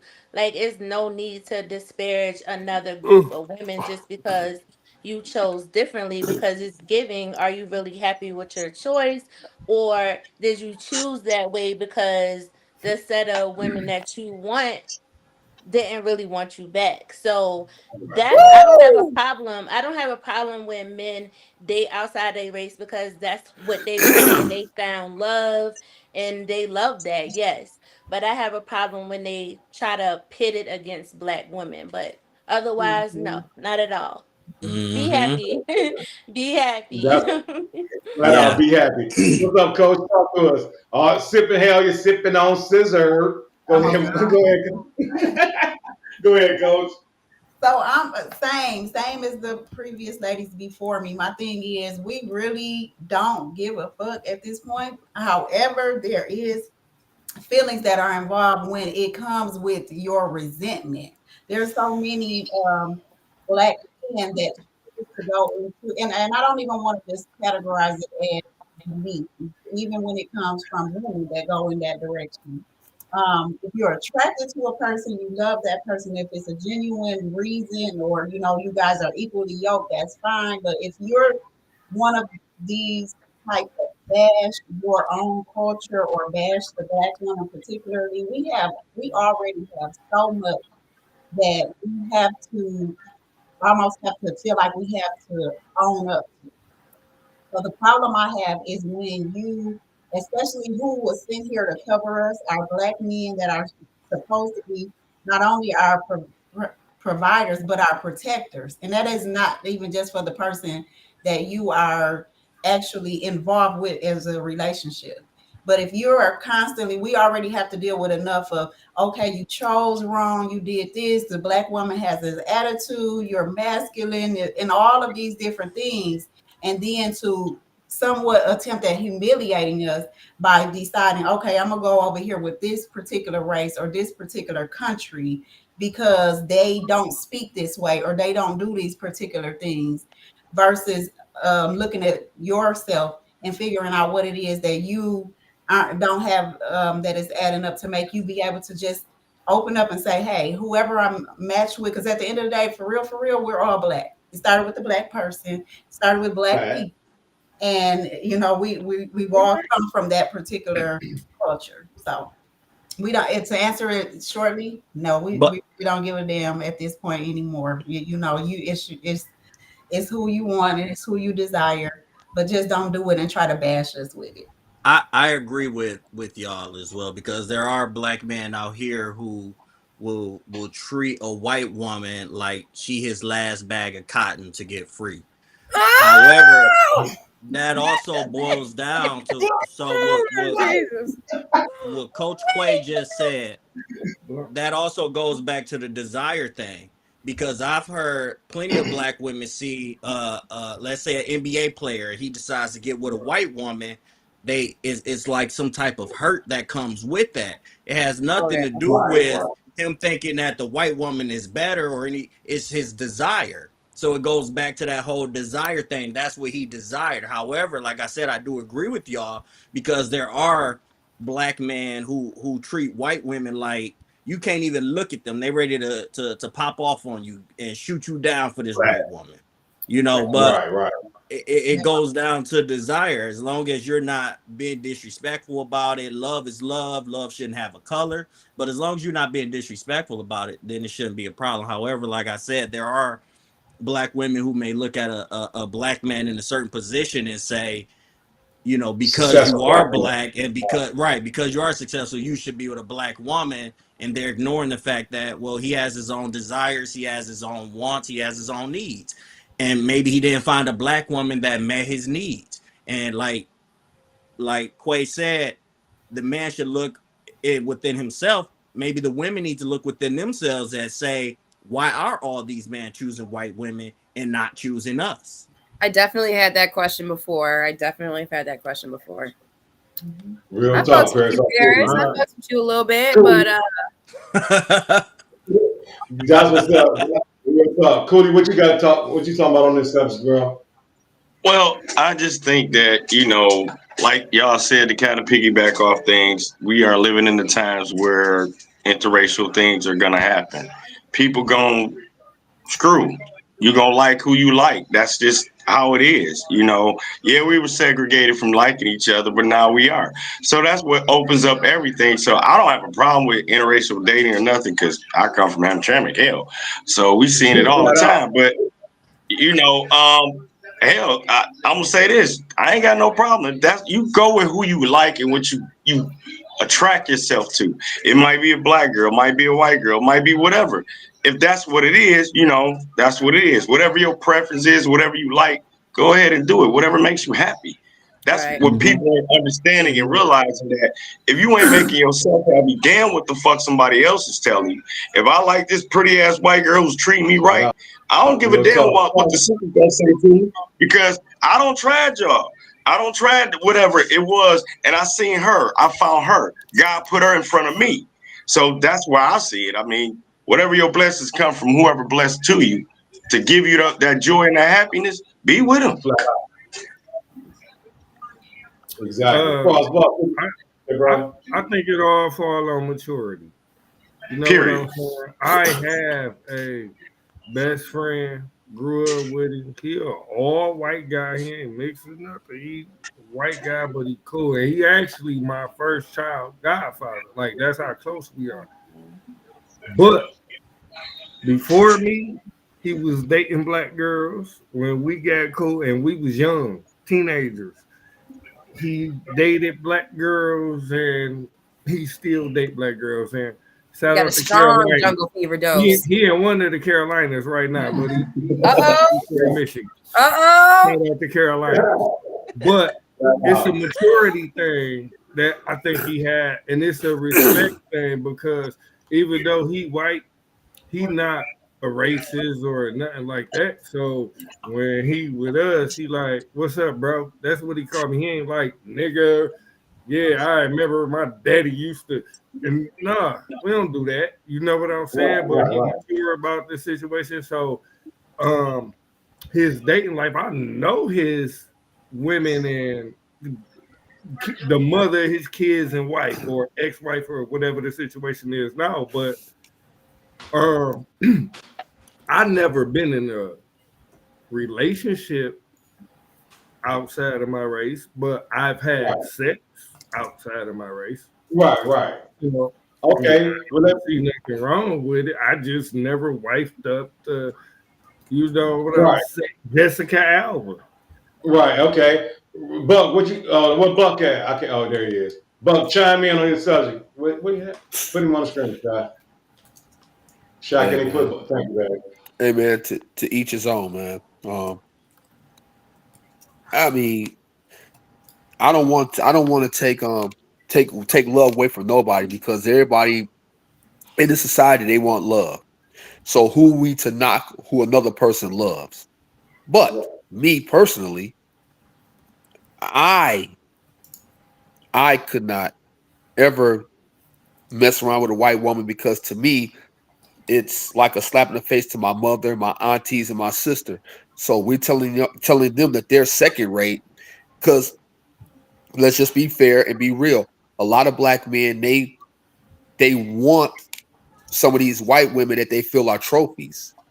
But really, to me, a black woman is a trophy, because my mama's a trophy, my sister's a trophy, my aunties are trophies.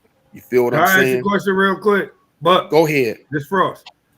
I'm listening. Is a mixed woman, a black and white woman, trophy? What does her ID say? Political, huh? Cut the bullshit. What does her ID say? Right. What does she identify what the fuck she is? Exactly. Right. When the police pull over, what does her ID say? Does it say black? I've never dated a mixed woman. White guy and the black woman to have a mixed child. So if this lady come out 50% black and 50% white, do two things again. Her ID say two things. I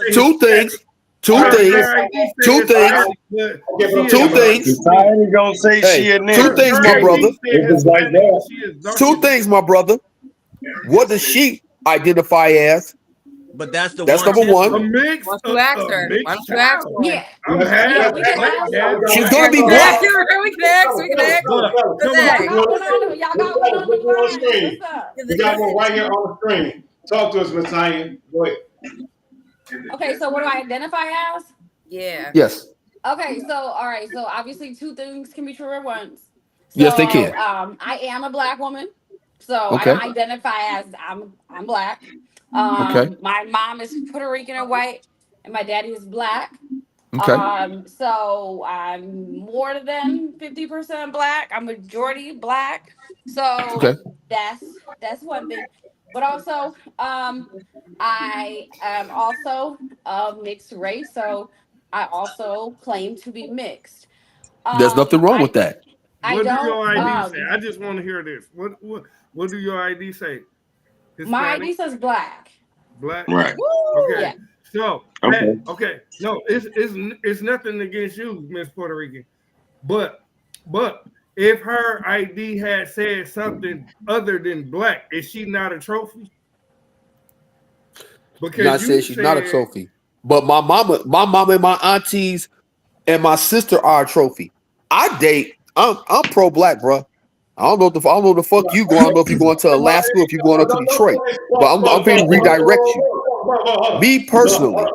Hold on, Buck. Don't throw insults, bro. I mean, He just asked a question. You ain't don't do that. We can't hear you first off. So stop talking. Stop, bro. Right, we can't hear you. But he just asking the don't get animated. He just asking the question. That's all I'm saying. Here you go. Okay, I'm not getting animated. If you listen to where I'm going with this, because you know how I am. Listen to what. Okay, listen. He don't know, Buck. That's what I'm saying. What I was saying, he said, my mom, my aunt said these black women are trophies. And then I said, what if they was mixed?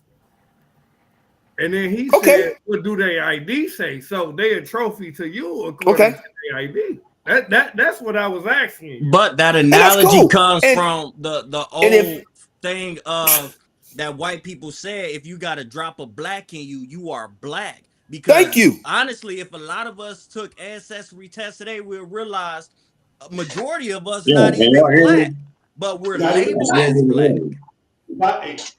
We Indian. Ooh, you see these? That's what Buck is saying. Buck is saying, you see this here? Yeah. Thank you. I this is the Indian. Thank you, bro. I'm glad you understand. I got you. Right. Okay. Free. Thank you. Okay. Well, let me jump on the mic. Okay. Go ahead. Now, I respect everybody's opinion about what everybody just said. Okay. So I'm the type of guy. I'm like this. I've dated all nationality of women. I've dated Albanian, Puerto Rican, Mexican, Yugoslavian. I've dated them all. So for me to have, and I've seen changes come about as far as how women look at me when I'm with these type of women, and I know how women look at. I know how other black women look at other men, that successful men, in a different manner, or they're give them a frown face or whatever. And especially when you're talking about athletes and entertainers, because they're most seen in the light. So again, anybody who dates outside their waist, a lot of people take offense to that. And I don't know if black women, that's why I asked the question, because I don't know if black women still feel that same way. But again, I know back in the day, they felt some type of way again, even towards me. So again, I'm not mad at anybody how they feel, Buck, Cooley, anybody on the panel. But again, I know I've dated multiple types of women, and again, I don't have a preference because again, to each his own. Whoever's going to make me happy. I know my sisters and mothers. I got eight sisters, 5 by blood, and then 8 and 3 by God. God sisters. So again, I understand they are always my black queens, but again, women are queens to me. That's my whole objective. Again, I don't see, because again, I went to Hamtramck High. That motherfucker, I went to all black school all up until high school, and then all of a sudden I was introduced to all nationalities of people. I'm like, what the fuck is going on here? But I found out that a Latino woman can make me happy just like a black woman could. I found that a Puerto Rican woman can make me happy just like a Mexican woman could. So again, it's not about the color of the skin to me. The content of the woman. The color of the skin you are. So again, it's about that heart that's beating inside you. So again, I'm not mad at anybody who dates, on pro-black or anybody who dates in any other race. Again, but I'm asking, the question was, do black women nowadays still get pissed off about it? Because again, I don't see it as much nowadays because there's so many interracial things going on. But again, I want to know, that's why the question was posed. So again, I feel all the viewpoints that's coming on, and I feel the comments. So again, I want to run through the panel one more time with that question. Again, y'all just run down. We'll start with the ladies again first. Started with Shy. Go ahead and answer that question, and you can address anybody else that you heard any comments on the panel with that. First I want to start off with Mr. Harvey Benton. He had a question that said, to all the men, how can a woman be a trophy if she's not pure when she comes into your life? Like, I just feel like that really doesn't have nothing to do with our question, but more so leading back to kind of what Buck was saying and kind of what Paris was saying. To a certain degree, it's not a problem being with nobody that's not from your race, but you just have to understand that it's going to be a lot different. You're going to have culture differences. You're going to have history differences. And if people are not able to cope with those things, they're going to run into problems straight up. Because you can't serve 2 masters at one time. But 2 things can be true, for sure. I mean, people can work out, for sure. People have Mexicans all the times, but I'm just saying, like, I feel like when Buck was saying he pro-black, he was more so leaning into he just wants to be with somebody who identifies with his own culture, somebody who's from him, by him, with our stamp on him. He don't want to have to explain shit to nobody else in a different race or nationality. He just want to be a black man. He just wants somebody who already understands him. And I feel like, I don't know, looking for being a black man, I think that's something that you should be looking for. Hey, can I chime in? Go ahead. I'm glad. Thank you for saying that, because number one, as I said, I ain't got no time to be going to dating a white woman and going to a white woman's household and trying to be accepted as a black man. That's number one, because we're already at an unfair advantage. You know what I'm saying? A white woman to me. Don't put it on white. Okay. Well, what do you want me to say? What do you want me to say? No, I said all nationalities. That's not a white. A Mexican woman is not a white woman. So again, just say all nationalities.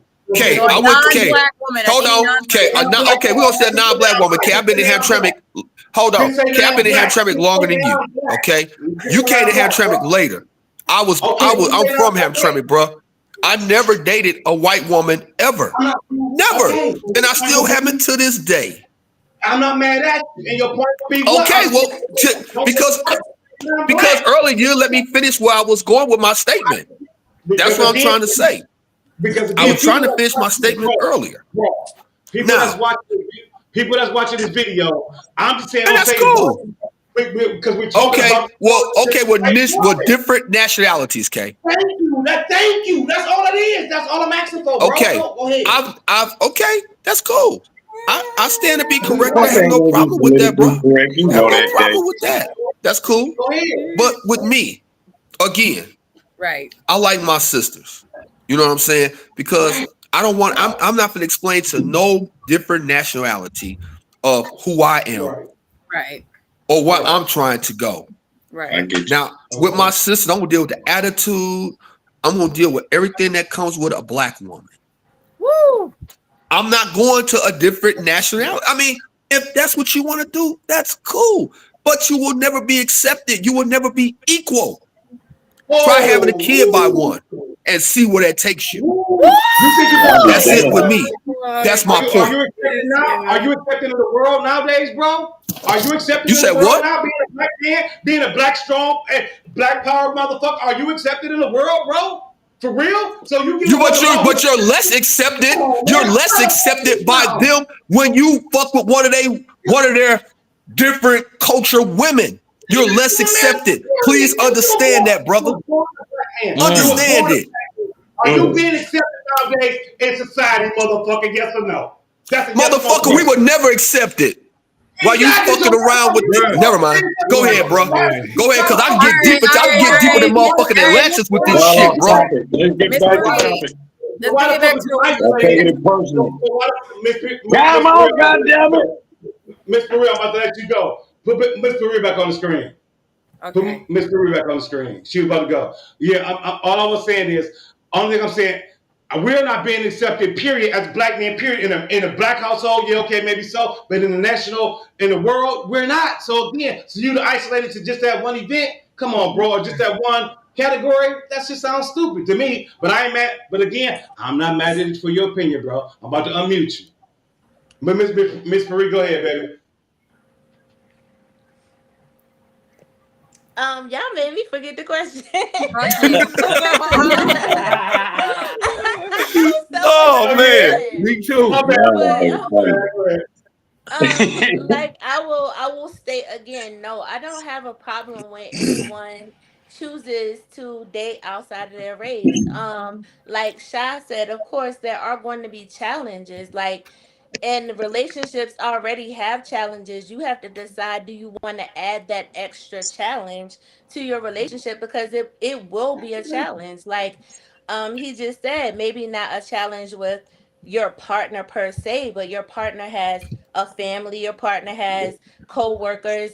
There are ways that could be a challenge, an extra challenge in your relationship.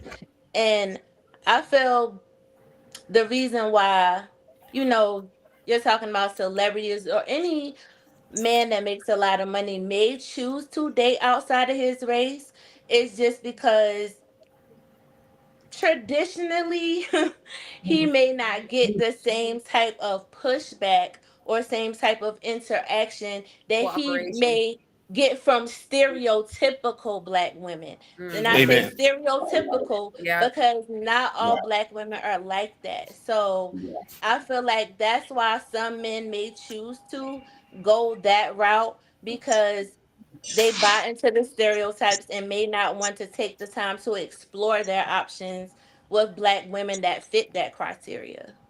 Okay. Good point. Good point. Paris, next person on deck. Yeah, like Harvey Benton said, the skin tone thing is deeper than America. This is only a topic here in America. Yes. Exactly. It kind of really that's not true. That's not true. That's not true. That is so not true. Have you been to other countries? Let me finish. What I mean by this is, traditionally, if you have a Bengali woman, her family won't allow her to not only marry outside her race, but to marry outside her religion. So in other countries, this is not necessarily a problem. I'm not saying it doesn't happen.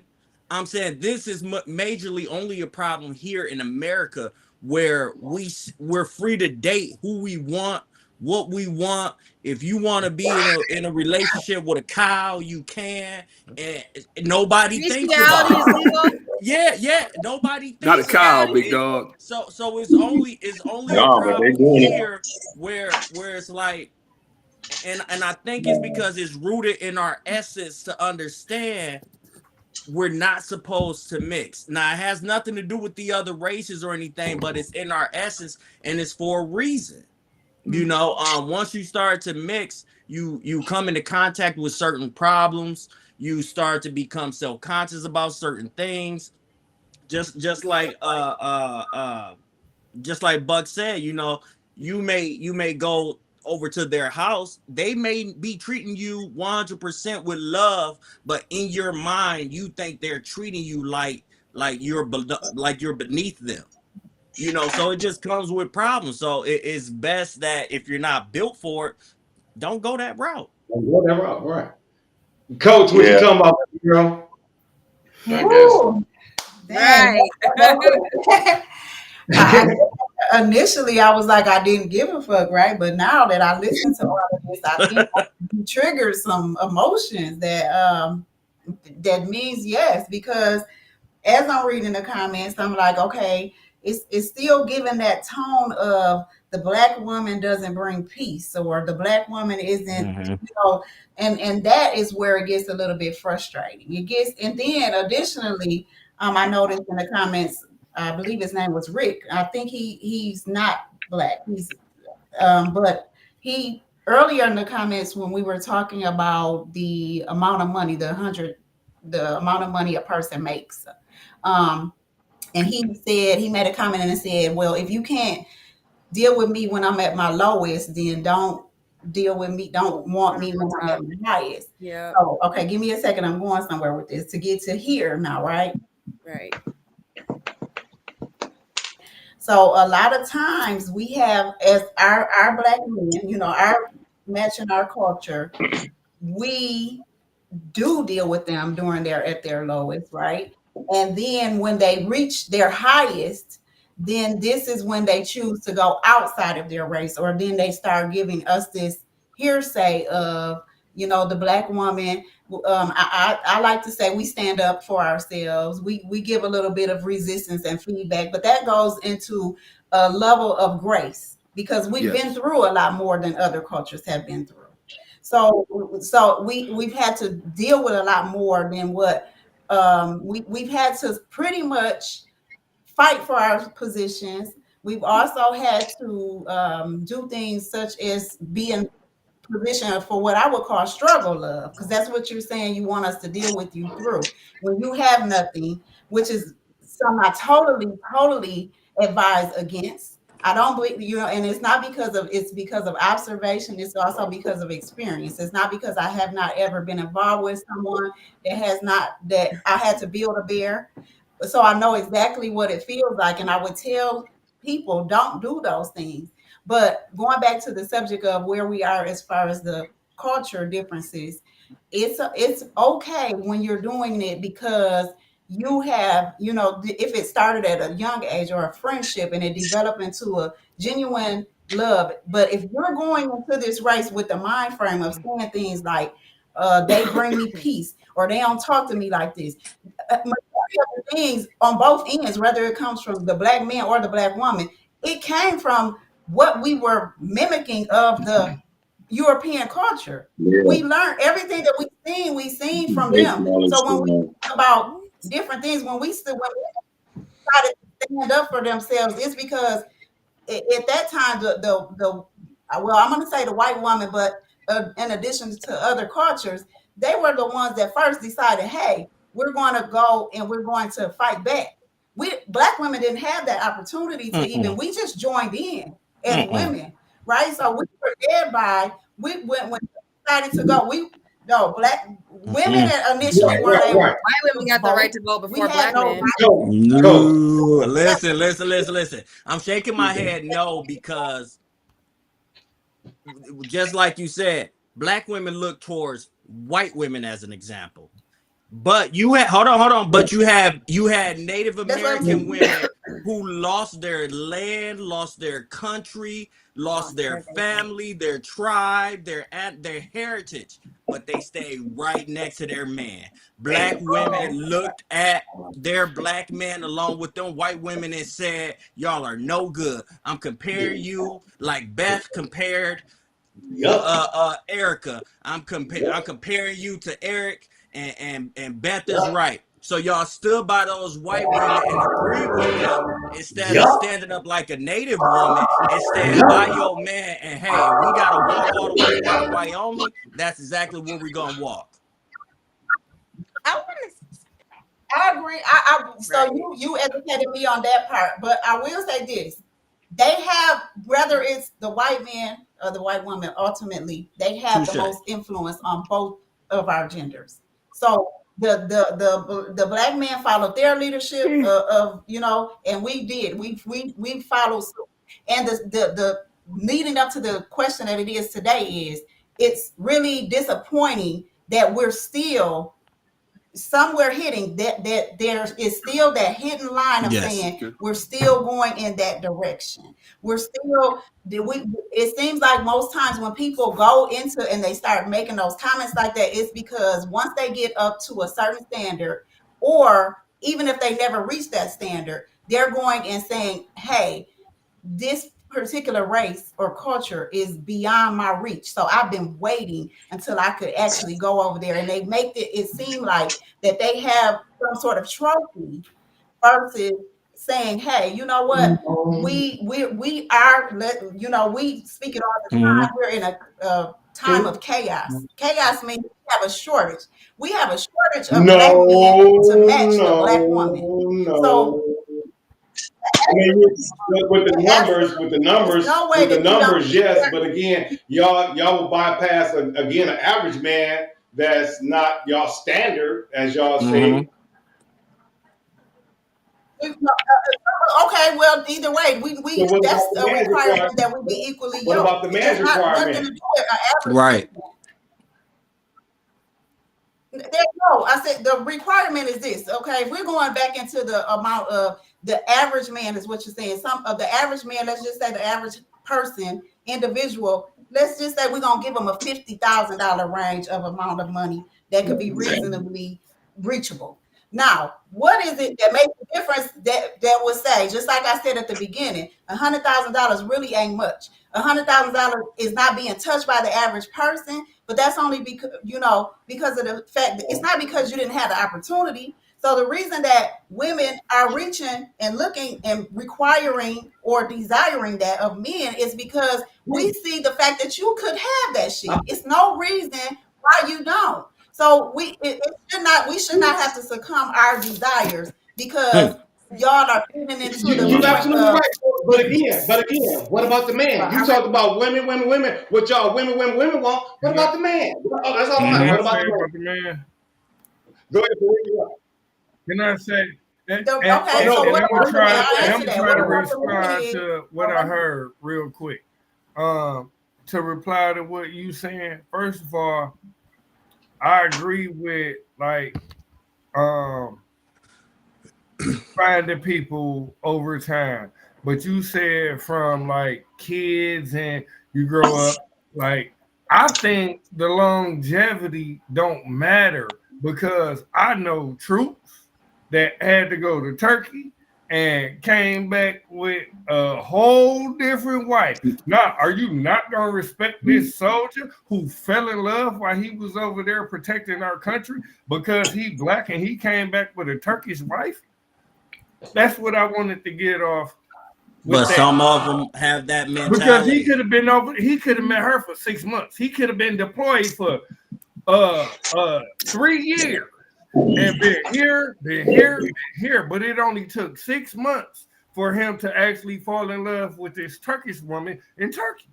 You see what I'm saying? And then I want to go to now. I'm a looks type of guy. So my favorite woman, my dream woman is Kelly Rowland. I think she is beautiful. I think she is natural. I love the fact that she can wear her short hair and it's her hair, and then she can wear a fucking silver or wig, whatever. That shit turns me on. I like that. The fact that she all right, man, slow down. Hold on. Outside of that, with y'all, hold on. Outside of that, with y'all not congratulations. If I say I just married Jessica Alba or some mixed one, and I told you, meet my queen, Madonna, That bitch ain't no queen. Excuse me, because I don't want that. But I just married Madonna, a white woman, and this is my queen to me. You're gonna tell me, bro, she ain't no queen. She's not no queen. She is. Before you get the Cooley, I feel you. Before you get to Miss Marie, Miss Marie, say what you gonna say addressing Coach point.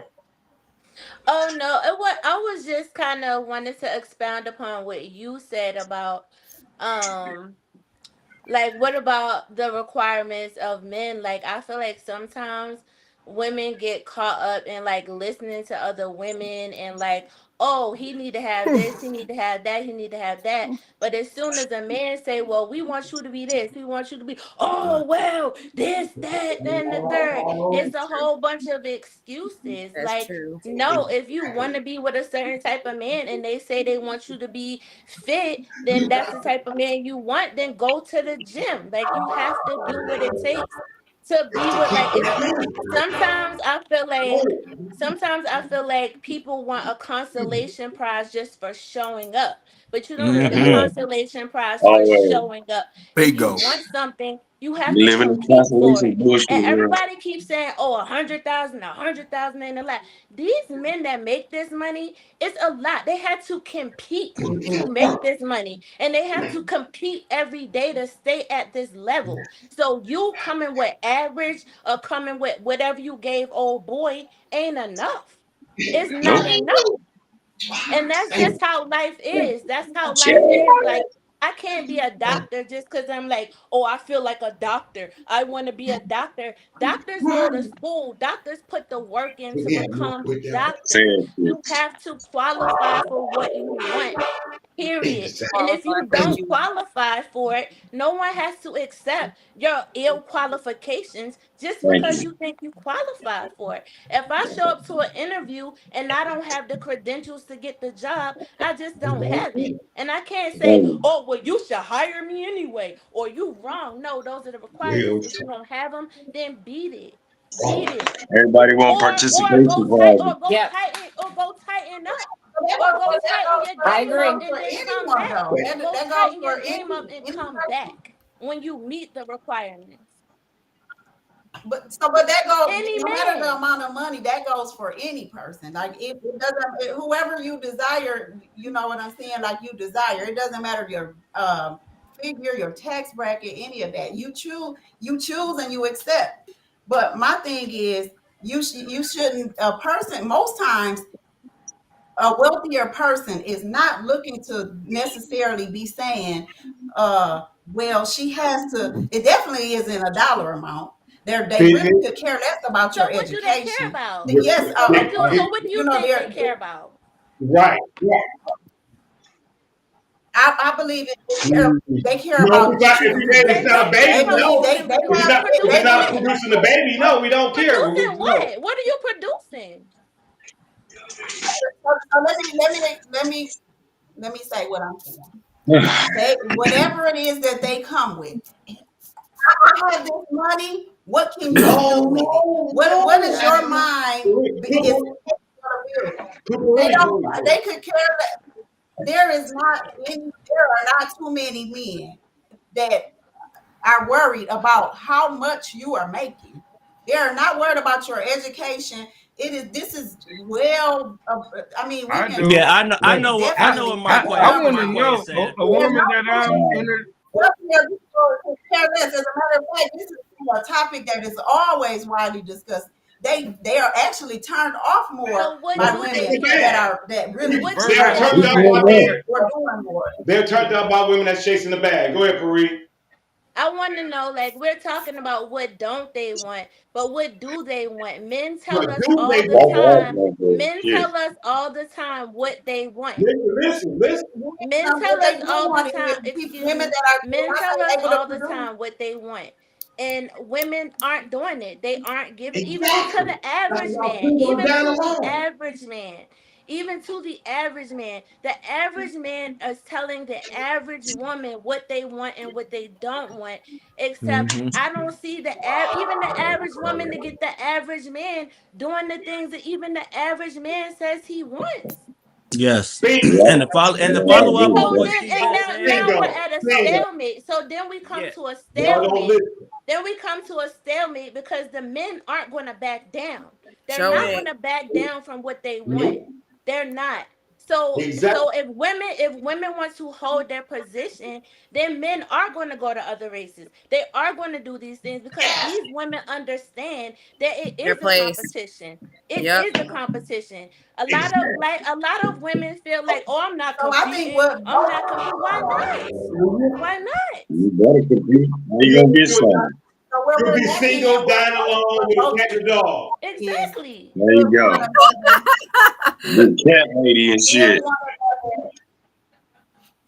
Give one another grace, because we are in this position where it is this hidden gender war, and I'm not standing down, and I'm not standing down. Both races have been disrespected. I haven't experienced that. I don't see the same, projection as women that aren't doing what they, the things that I've seen that men want. I can see most definitely. Hey, if a man requires you to be healthy, but it's not sense. always about the material things or the outside world. For men, it's like, how many women can honestly say that they can stop thinking about their problems, their needs, their wants, and be able to look at their man and say, he mentally going through it, I need to bring him back down to reality. No woman is even really saying that today. They're saying, well, a man wants this, a man want that, man want that. A man will be happy with a TV and a lawn chair in his living room. We'll live the happiest life in the world. First of all, I don't even think it comes down to that. I don't think it comes down to that. I know people who fuck with black people, or vice versa, man or a woman, but want to fuck a Puerto Rican or a black girl who she date black men, but she want to fuck some other race. We're not talking about just fucking some other race, though. We're talking about having a whole relationship. Yeah. We're talking about, you gotta get skin in the game. Right. If women listen to men on that aspect of the game, I mean, seriously, listen about what we want. Because again, y'all really don't know what we want. Y'all think we want this, that, shit. No. It's the basic shit we want. We want a woman that's attractive. Peace. We want that. Write this down. Let me write this down. Can I give an example of myself? We want a woman that's fit. Men want peace. Fuck that. Peace. Period. We don't. Unfortunately, a lot of men don't want women that weighs more than a man. We don't want that. You don't want a man. You ain't listening to this shit. We want women that's fit, especially men who's in successful men. Even average Joe men, that's what men want. We want. Why are there so many women that fit in that caliber that are single black women? Why are there so many? If that's what you want and that's what's out here, why are there so many women? And I'm not just speaking. There are some that haven't met the mark, but some men got $100,000 for my projector. It's not that. Hold on. It's not that many women. It just so happened they flock together. They're all in the same circles. They're all in the same crowds. They all watch the same things. They all move the same way, go the same places, feel the same way. So if you have a bunch of people who go to the mosque, but they live all over the world, they believe the same thing, then guess what? They're going to believe what they believe. But when they step out into the world and see, oh, others feel differently or believe differently, they're going to try to fight that and combat that because they truly believe what they know to be right. And that's not the case. So that's not because we have numbers that are being taken, not just from my projection or particular, because I know what you're saying. I understand that. But I'm talking on statistics, big numbers, Yes. wider Yes. Yes. range, Yes. not Yes. just I see as far as my environment allows me to see. Yeah. We're looking at, we go through educational processes as a coach that shows we're looking at numbers to try to get down to resolutions to understand there is absolutely. Now we're talking about the dating pool per se. Mm-hmm. There's more, you got to understand people that have their mental shit together, their finances together. This ain't just about the amount of money they're making. Those people that have that shit in order there's less of them because they're not recycled in the pool, right? You got these toxic people that are continuously there, and this is what we are left to choose from. There are people that are absolutely in happy, healthy relationships, but there are more you got to pine out and go through and seek through and find that needle in a haystack of a person that not just isn't. It's not just as simple. Again, we not talking about an amount of money they're making, because there can be somebody that makes that a certain amount of money that treats you like shit. And I think that problem is because too many people are going into dating with expectations. Nobody's going in with just, let's see if our spirits connect. Let's see if we just connect spiritually. I don't care what you make. I don't care how many kids you have. I don't care how old you are. I don't give a damn how many bodies you got. Oh, you live in a 1-bedroom apartment. Cool. That's up. We can fix that later on. Everyone's going in with expectations of, if he's not this, or if she's not this, I dismissed them right away. But and so that's why everybody's single right now. It would be a protective matter. Like you wouldn't walk into something there. You should have some requirements, and you should know what your requirements are before you enter into a relationship. I could most definitely not just let shit fall into play. I'm 32 and my girlfriend is 45. Real quick, let me just get this off. Jump in. Just can I get this off real quick? I'm 32. My girlfriend is 45. Yeah. When we ran into each other, we weren't even looking for each other. We just conversed daily. There was no sexual conversation, no intentions of dating, but our spirits connected. So when you go in with that mindset of, yeah, of course, when I met her, she was an attractive young lady. Vice versa, when she met me, she thought I was an attractive young man. But we didn't just quickly jump into that of, oh, you sexy, or when we go do this. Even when we did start dating, there was no sexual contact for like 6 months, because that'll come. We don't need that right away. Let's just be us. Let's see how we can hang out together. Can we go out in public and be able to hold a conversation? Can we argue and get through it and be able to give each other correct dialogue, lift each other when we're down? So that's what's not happening. Everyone's going in, oh, you got 3 months to prove yourself to me.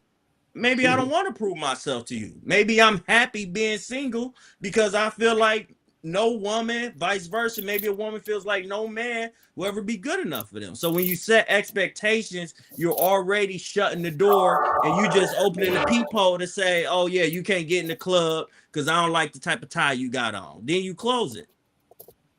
This ain't no real talk, bro. Real talk. Miss Tanya, jump in the subject.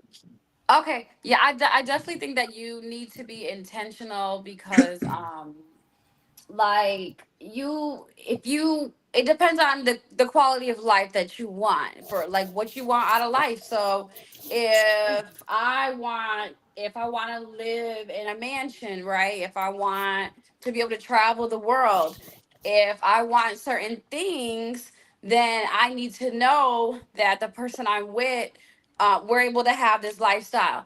Me personally, am I looking for like someone to completely provide the lifestyle? No, I'm a woman that will work with someone to have the lifestyle together, but it just depends on what you want out of life. Because if you are with somebody who isn't a hustler, or who doesn't really have anything, and so you do gotta in a way look at like, what do they do for a living? You do gotta think of No, you don't have to. what is their mindset. You gotta take all those things into consideration because your life really depends on it. So I mean, I definitely think you need to have expectations. Well, that's the problem. That's why so many people are single out here, unfortunately, because we have so many expectations, and everybody's not going to meet each other's expectations. Unfortunately, it's not. Women don't meet men's expectations, and vice versa. Because again, it wouldn't be so many people dying alone or single or unhappy in their relationships because, like I said, expectations are a motherfucker. If people don't meet people's expectations, it's always a problem. So again, like Paris said, if you go into things with no expectations, it'll come out better because again, you're not going to meet my expectation. If a man says I want A, B, C, D, E, and you don't have it, it's over with. He's not even giving you a chance. And as a women, y'all do this all the time. If the man don't have his bank account ain't right, if his height ain't enough, if his dick size ain't enough, if he got too many baby mamas, it's always a problem. So again, he's getting strikes against him. So again, it's gonna always be problems when you have expectations. If you go into something at the beginning with no expectations, you get what you get. That's how I think about it. When you make $100,000, you make $100,000.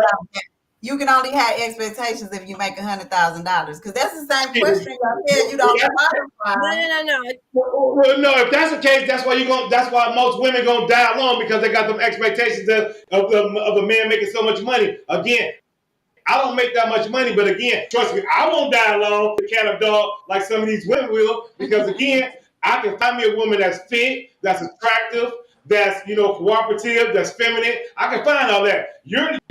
You women going by bank accounts and expectations, y'all gonna lose every time. For real, because y'all don't listen to me. We would rather die alone. We would rather. I'm sorry. We would rather die alone than live in misery. Like, I'm not gonna be in a relationship with a man and not be happy with this man and be miserable with this man. I'd rather be by myself. So don't complain about me. Why would I be with somebody? Okay, that's cool. I respect that, but if that's your opinion, you're gonna definitely die alone. I mean, you might get cheated on. So somebody gonna wipe you up. We don't want to be cheated on. We tired of that. Okay, well again, it's because of the fact that y'all expectations for men are too high because y'all don't listen to what we want. Miss Marie told y'all she's in a relationship right now. How many women on this panel are in relationships? Been in relationships, wait a minute, goddammit. Wait a minute. Hold on. That's a problem, though. But how many women on this podcast make Marie is the only one. Marie is the only one on this panel. Marie is the only one on this panel. Marie is the only one on this panel. Marie is the only one on this panel. Marie is the only one on this. Marie, are you married? Marie, are you married? I'm engaged. Yes. Congratulations. Exactly. Other women are just bumping their girls and complaining about me. That's not a criteria of success. I know a lot of people that ain't happy that is putting on that is true. And making Can I say something though? Can I say something? That does not mean Can I say something? Can I say something? Can I say something? Like, I find that very upsetting that the first thing when somebody says that somebody is in a relationship or they're engaged, that the first thing is to jump to something negative. Like, that's very sad that you don't know that you don't have any good examples of successful marriages, or maybe that you didn't have any growing up, or that you don't know any successfully married women. But to say that the institution of marriage has been devalued to just unhappy people is a complete lie. For number one, that's a complete lie. Number one, and number two, if I feel bad that a lot of women feel like that. I feel like a lot of women, if you desire to be in a happy partnership, then you should seek out women, especially older women, because I'm sure I'm older than everyone on this panel. You should seek out older women that have what you want, not miserable bitter women that are preaching against relationships and girl, he probably gonna cheat and this and this and that. If you want a happy, if you want a happy, successful life, then you should find happy women that are successful and married and talk to them and befriend them and understand how they stay in successful relationships. Hell yeah, instead of listening to bitter ass women out here. Stop listening to bitter ass single women and listen to what Miss Marie just said. Shy, go ahead. Shy, go ahead. It's your turn. I was just gonna say, I just think that we're missing a huge thing, and I really wish that we still had Kevin Samuels here. Yeah, I'm doing a shout out to fucking Kevin Samuels. Godfather. Godfather. I think he was a perfect example of showing women why we are single. It's because we are not accountable for the decisions that we made in the past, and therefore we don't look to the future to make better decisions. We just have, like you said, these expectations. But having expectations isn't bad. It isn't wrong. It's just having the wrong expectations that fucks up, what we're looking for. But I think you do really need expectations. And I actually agree with every single person on this panel. I feel like every single person on this panel says something of value when it comes to like relationships. Because even like Miss Coach was saying, like, yeah, some marriages don't work out or whatever. And like Miss Pre was saying, that's not the first thing we should jump to. But both of y'all are right when it comes to it. Because I'm an example of both of them. Yes, Kay.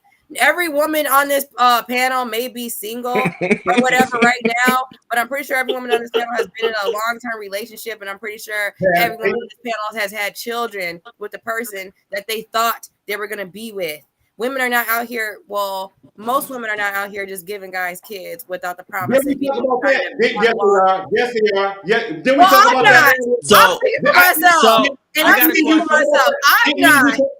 Shy, didn't mean you talk about that earlier. Shy, but no. Shy, didn't mean you just talk about that earlier. Didn't I say you was an outlier? Didn't we just talk about that earlier? But you're not gonna put everybody down. You're not gonna put everybody down. Like I said, we gotta be accountable. I told you earlier you were different because you were married and then had the kids. We talked about that. Put her back. Here's your turn. Real quick.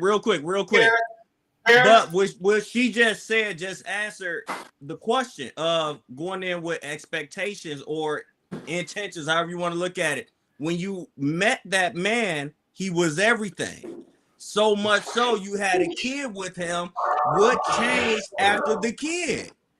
Because you didn't take that time out initially. You just saw the expectations. You saw the potential. You saw all your intentions and said, yes, this is what I was looking for. Let's go. But so you didn't try to experience nothing else. So whose fault is that, though? No, wait a minute. How can you? No, we're not talking about you, Shy. We're not talking about you, Shy. Go ahead, Coach. He's not talking about you, Shy. No, I'm not. If a person goes in and this person is their everything, they're representing everything that they desire. They have a child with this person. Why would the woman even be reprimanded or addressed when the fact of the matter is she did what she was supposed to do, fall in love with what he presented himself as. Make a child. Did she get the ring for the child? Did she get the ring for the child, Coach? Exactly. Did she get the ring for the child? You know what?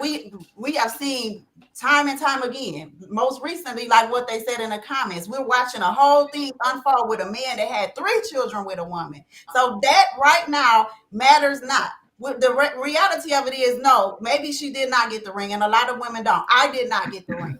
I have not been married before. However, I've been in the only difference that I would say that from a marriage and what I was in is that I gave a wife to a boyfriend.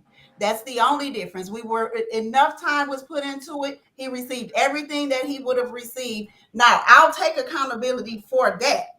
But going back to the subject at hand that we were talking about as far as marriage goes, it wasn't that I jumped into a negative place initially. It was because Kay said who was married on the panel. When what I said is just because anybody is married is not the final definition of success.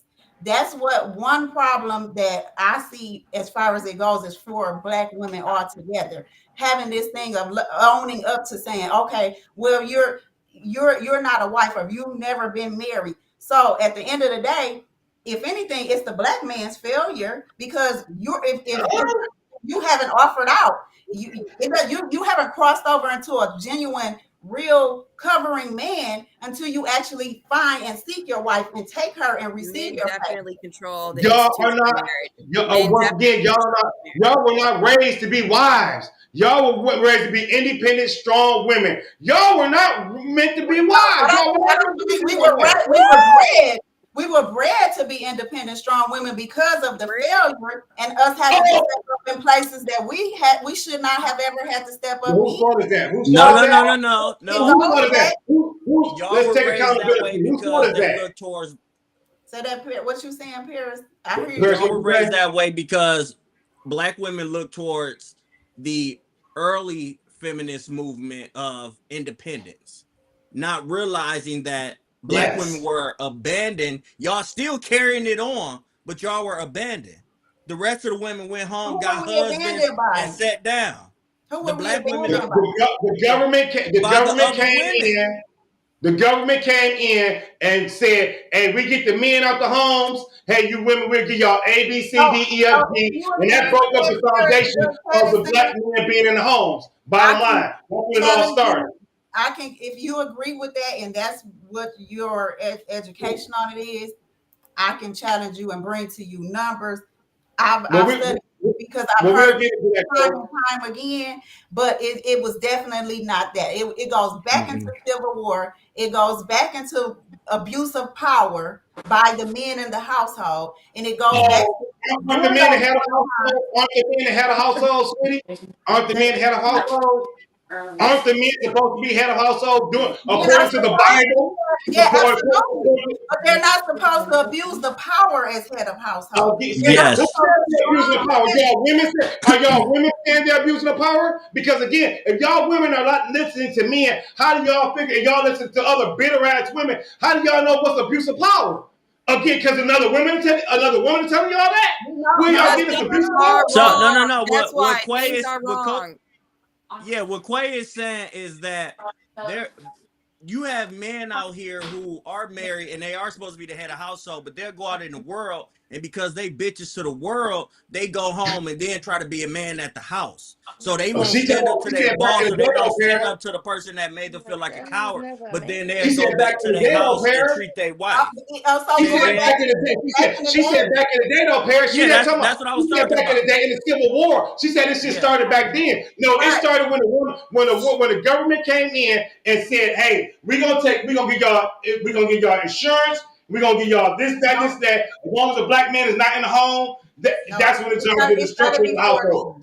During that war, when they removed, when it came to a time where they had to take men to go out and fight a war, and the women then began to learn how to make weapons.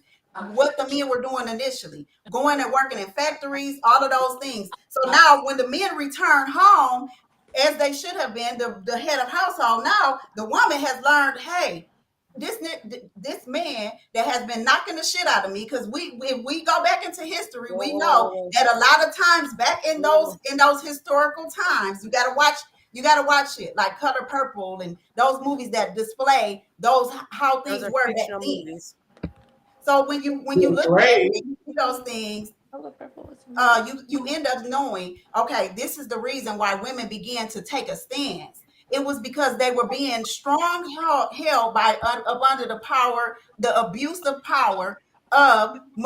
Now remember again, at the beginning, I said this is not it's not everyone. You always have a good person. Yeah. But for the most part, statistic wise, now we can go through a whole episode, and I can sit there and all of this. We're gonna definitely go there.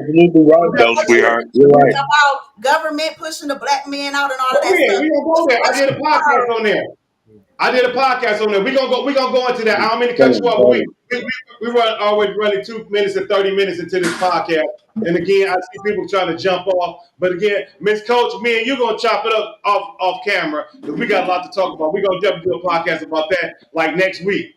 And I want all you people, if y'all can, chime in, because it needs to go down. Because again, I want to be a y'all part out of here. that podcast too, because I got my Oh, yeah, history. exactly. My If history. y'all want to be a part of that, we're gonna put that together, Mr. Coach. I will be in your inbox after we finish this live, and we're gonna chop it up. Because again, we need to chop into that. We need to jump into that fully. So again, I do appreciate everybody coming on deck and y'all giving y'all opinions, chopping it up with me and the Story Healing Hood podcast.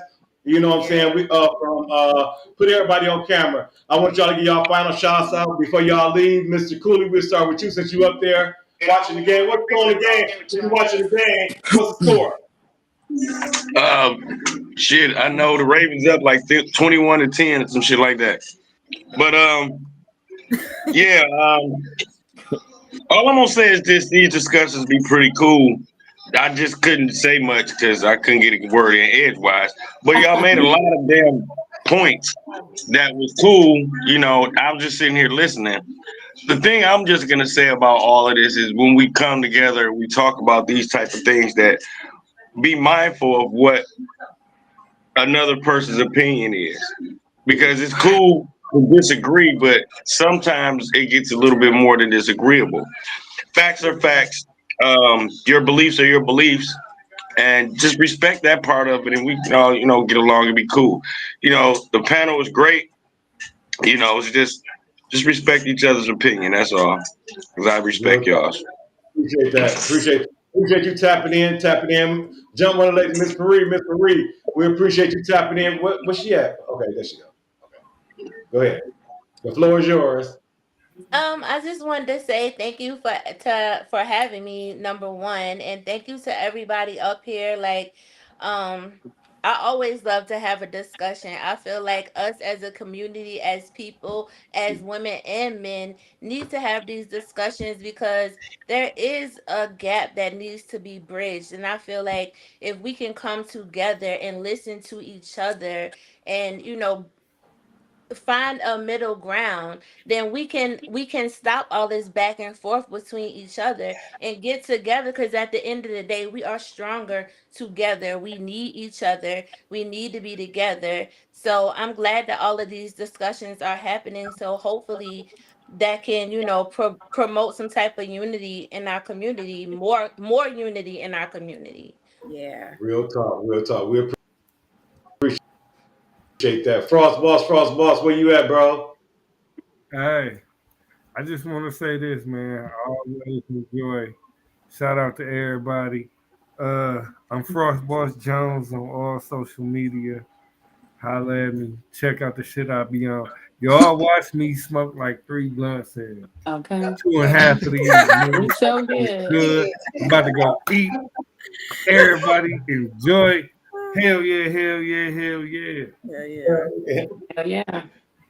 Appreciate you, bro, tapping in with us and shit. Miss Tanya. Yeah, this is my second time on the podcast. So again, thank you for the invite. I was tired today, y'all. I went out last night, didn't get home till 4 a.m. So I wish I could have contributed a little bit more. If I'm invited on again, I'll be able to contribute a little bit more. But thank you for having me. Follow me on Instagram, y'all. It's Puerto Pecan, but you can find me under Mail Bay. Literally, I deliver mail, so mail MAIL BAE. But hell yeah, I had a good time. Hell yeah. Hell yeah. Appreciate you, Tanya. Appreciate you. I didn't mean to send you that picture of Ike Turner neither. I wasn't trying to be on. No, I was just trying to be a little funny. You were on here earlier? I don't even know. Good. Right, she probably checked her messages. We appreciate you, Miss Tanya. Mr. Paris, what up, dude? I appreciate you, bro. Tapping in. What's your final words, bro?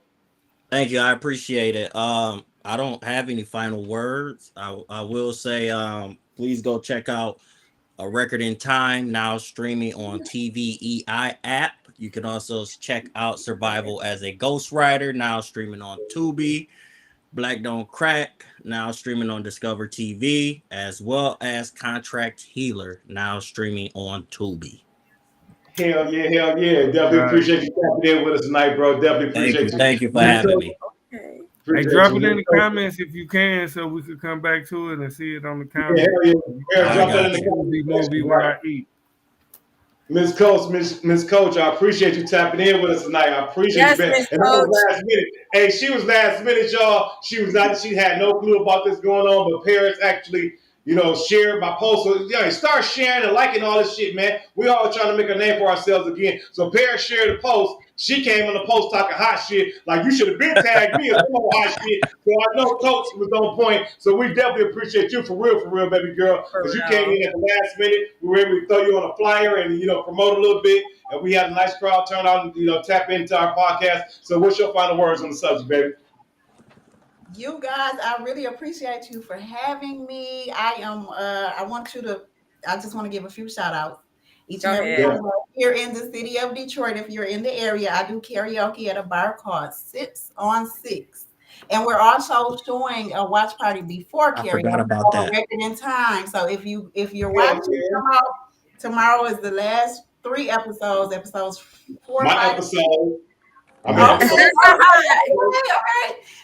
So come out, watch that with us, and afterwards stick around for karaoke. That's what I do. That's my therapy. I'm more the entertainer than the singer, but you know that. Also, coming to karaoke. Yeah, come on. Make sure if you're around the way, come out. I'll make sure I get sung in with you.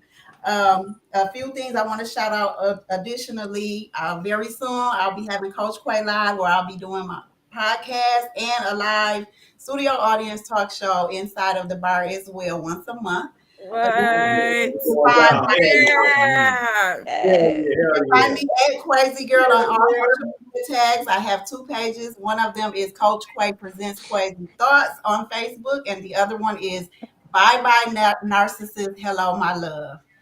You was busy, girl. You was a busy woman.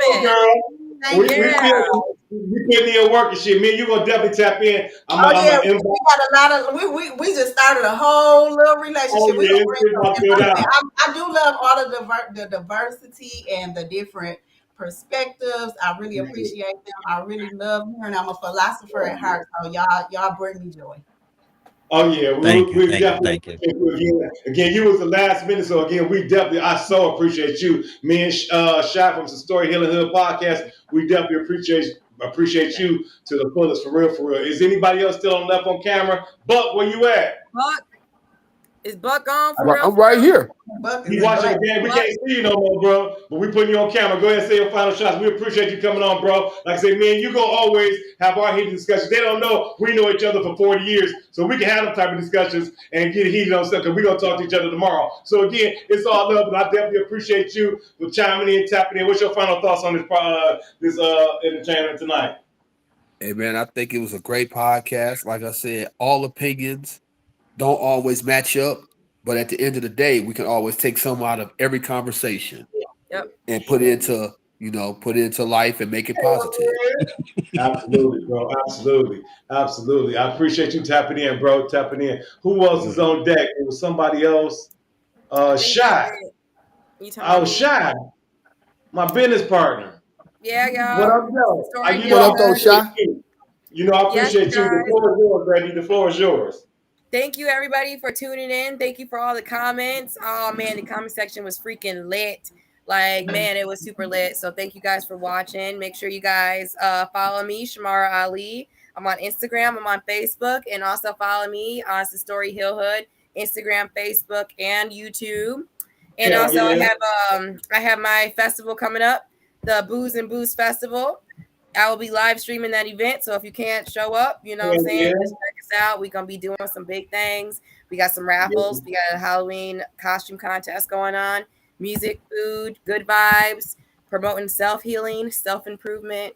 And to all the panelists, thank you guys very much. I appreciate every last one of you guys. Keep up the good work. Keep up the hard work. You know, it's going to pay off one of these days. And to Kay, thank you so much. I got so much love for you. You know, baby girl, I appreciate you always. You know how we do, man. You chop it up because, like I said, that's my business partner. If y'all didn't know, that's my business partner. We are collaborating on a lot of things. We have a few projects coming up. I'm not gonna speak on one we got coming up in October because we're gonna let it jump off and let the world know. But again, I want all y'all to be participants in it because it's gonna be real hot, real fire. Frost know about it on the low.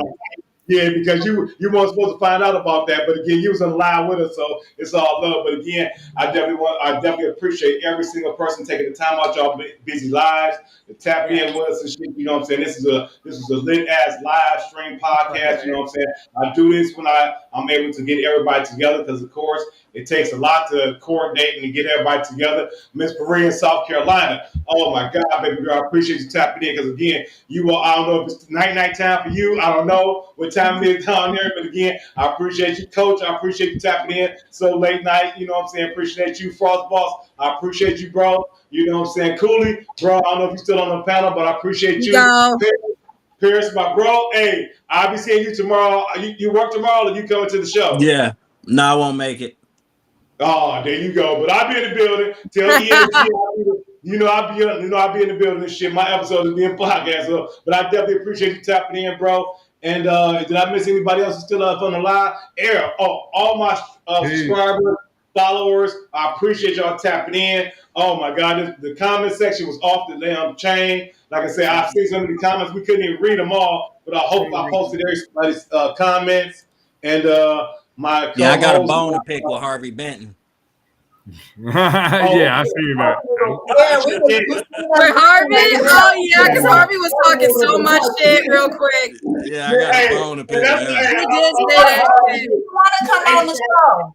He wants to come on the show. You definitely gotta get you on the show, Harvey, for real. Make sure y'all subscribe to Story in the Hood podcast on YouTube. Make sure y'all follow her on Instagram, TikTok, and Twitter. You know what I'm saying? And well, she's on the 19th. I will be co-hosting with her in Chicago. So the Hell Yeah We Won't Know podcast. We'll be in Chicago live. You know, man, me and Frost Boss will be tapping in down there in Chicago for her live event. So again, make sure y'all tune in. If y'all in the area of Chicago, Illinois, tap in with us. You know what I'm saying? Again, I do appreciate everybody tapping in. Like I said, if y'all haven't followed my channel, hey, jump on YouTube. Hit that subscribe button. It's called the Hell Yeah We Want to Know podcast. And I am your boy SLK, single letter K, your host. And again, I do appreciate every single body tapping in, spending your busy cuz I see y'all. What up, David? I can't name up all them names, but hell yeah, what up, though? David, Harvey, Demi, shoot. We had a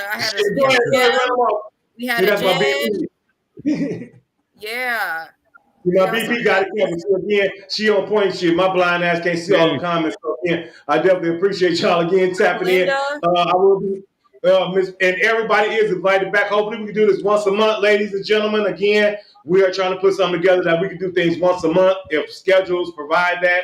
And Miss Coach, you got some things to talk about. Chop it up, because again, I got to link you into my business partner, Shy, and we got some things to chop it up about. So again, we will tap in real soon. And again, this is your boy SLK, single letter K, and then I am the host of the Hell Yeah We Want to Know podcast, and we out this motherfucker. You heard me? Hell yeah, podcast that asks men and women grown folks questions most are afraid to motherfucking ask. Hell yeah, it's going down in this bitch. What up, though? Eastside? Hell yeah. What side? Stand up.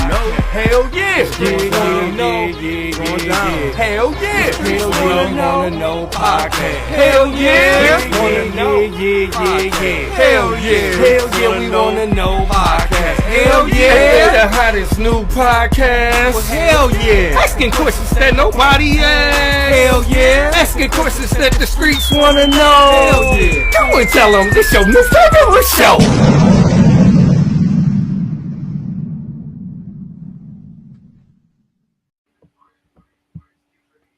All right, y'all. Peace. To me, relationship dynamics is like almost theatrical. I feel like there's a director and I feel like there's actors. Clearly.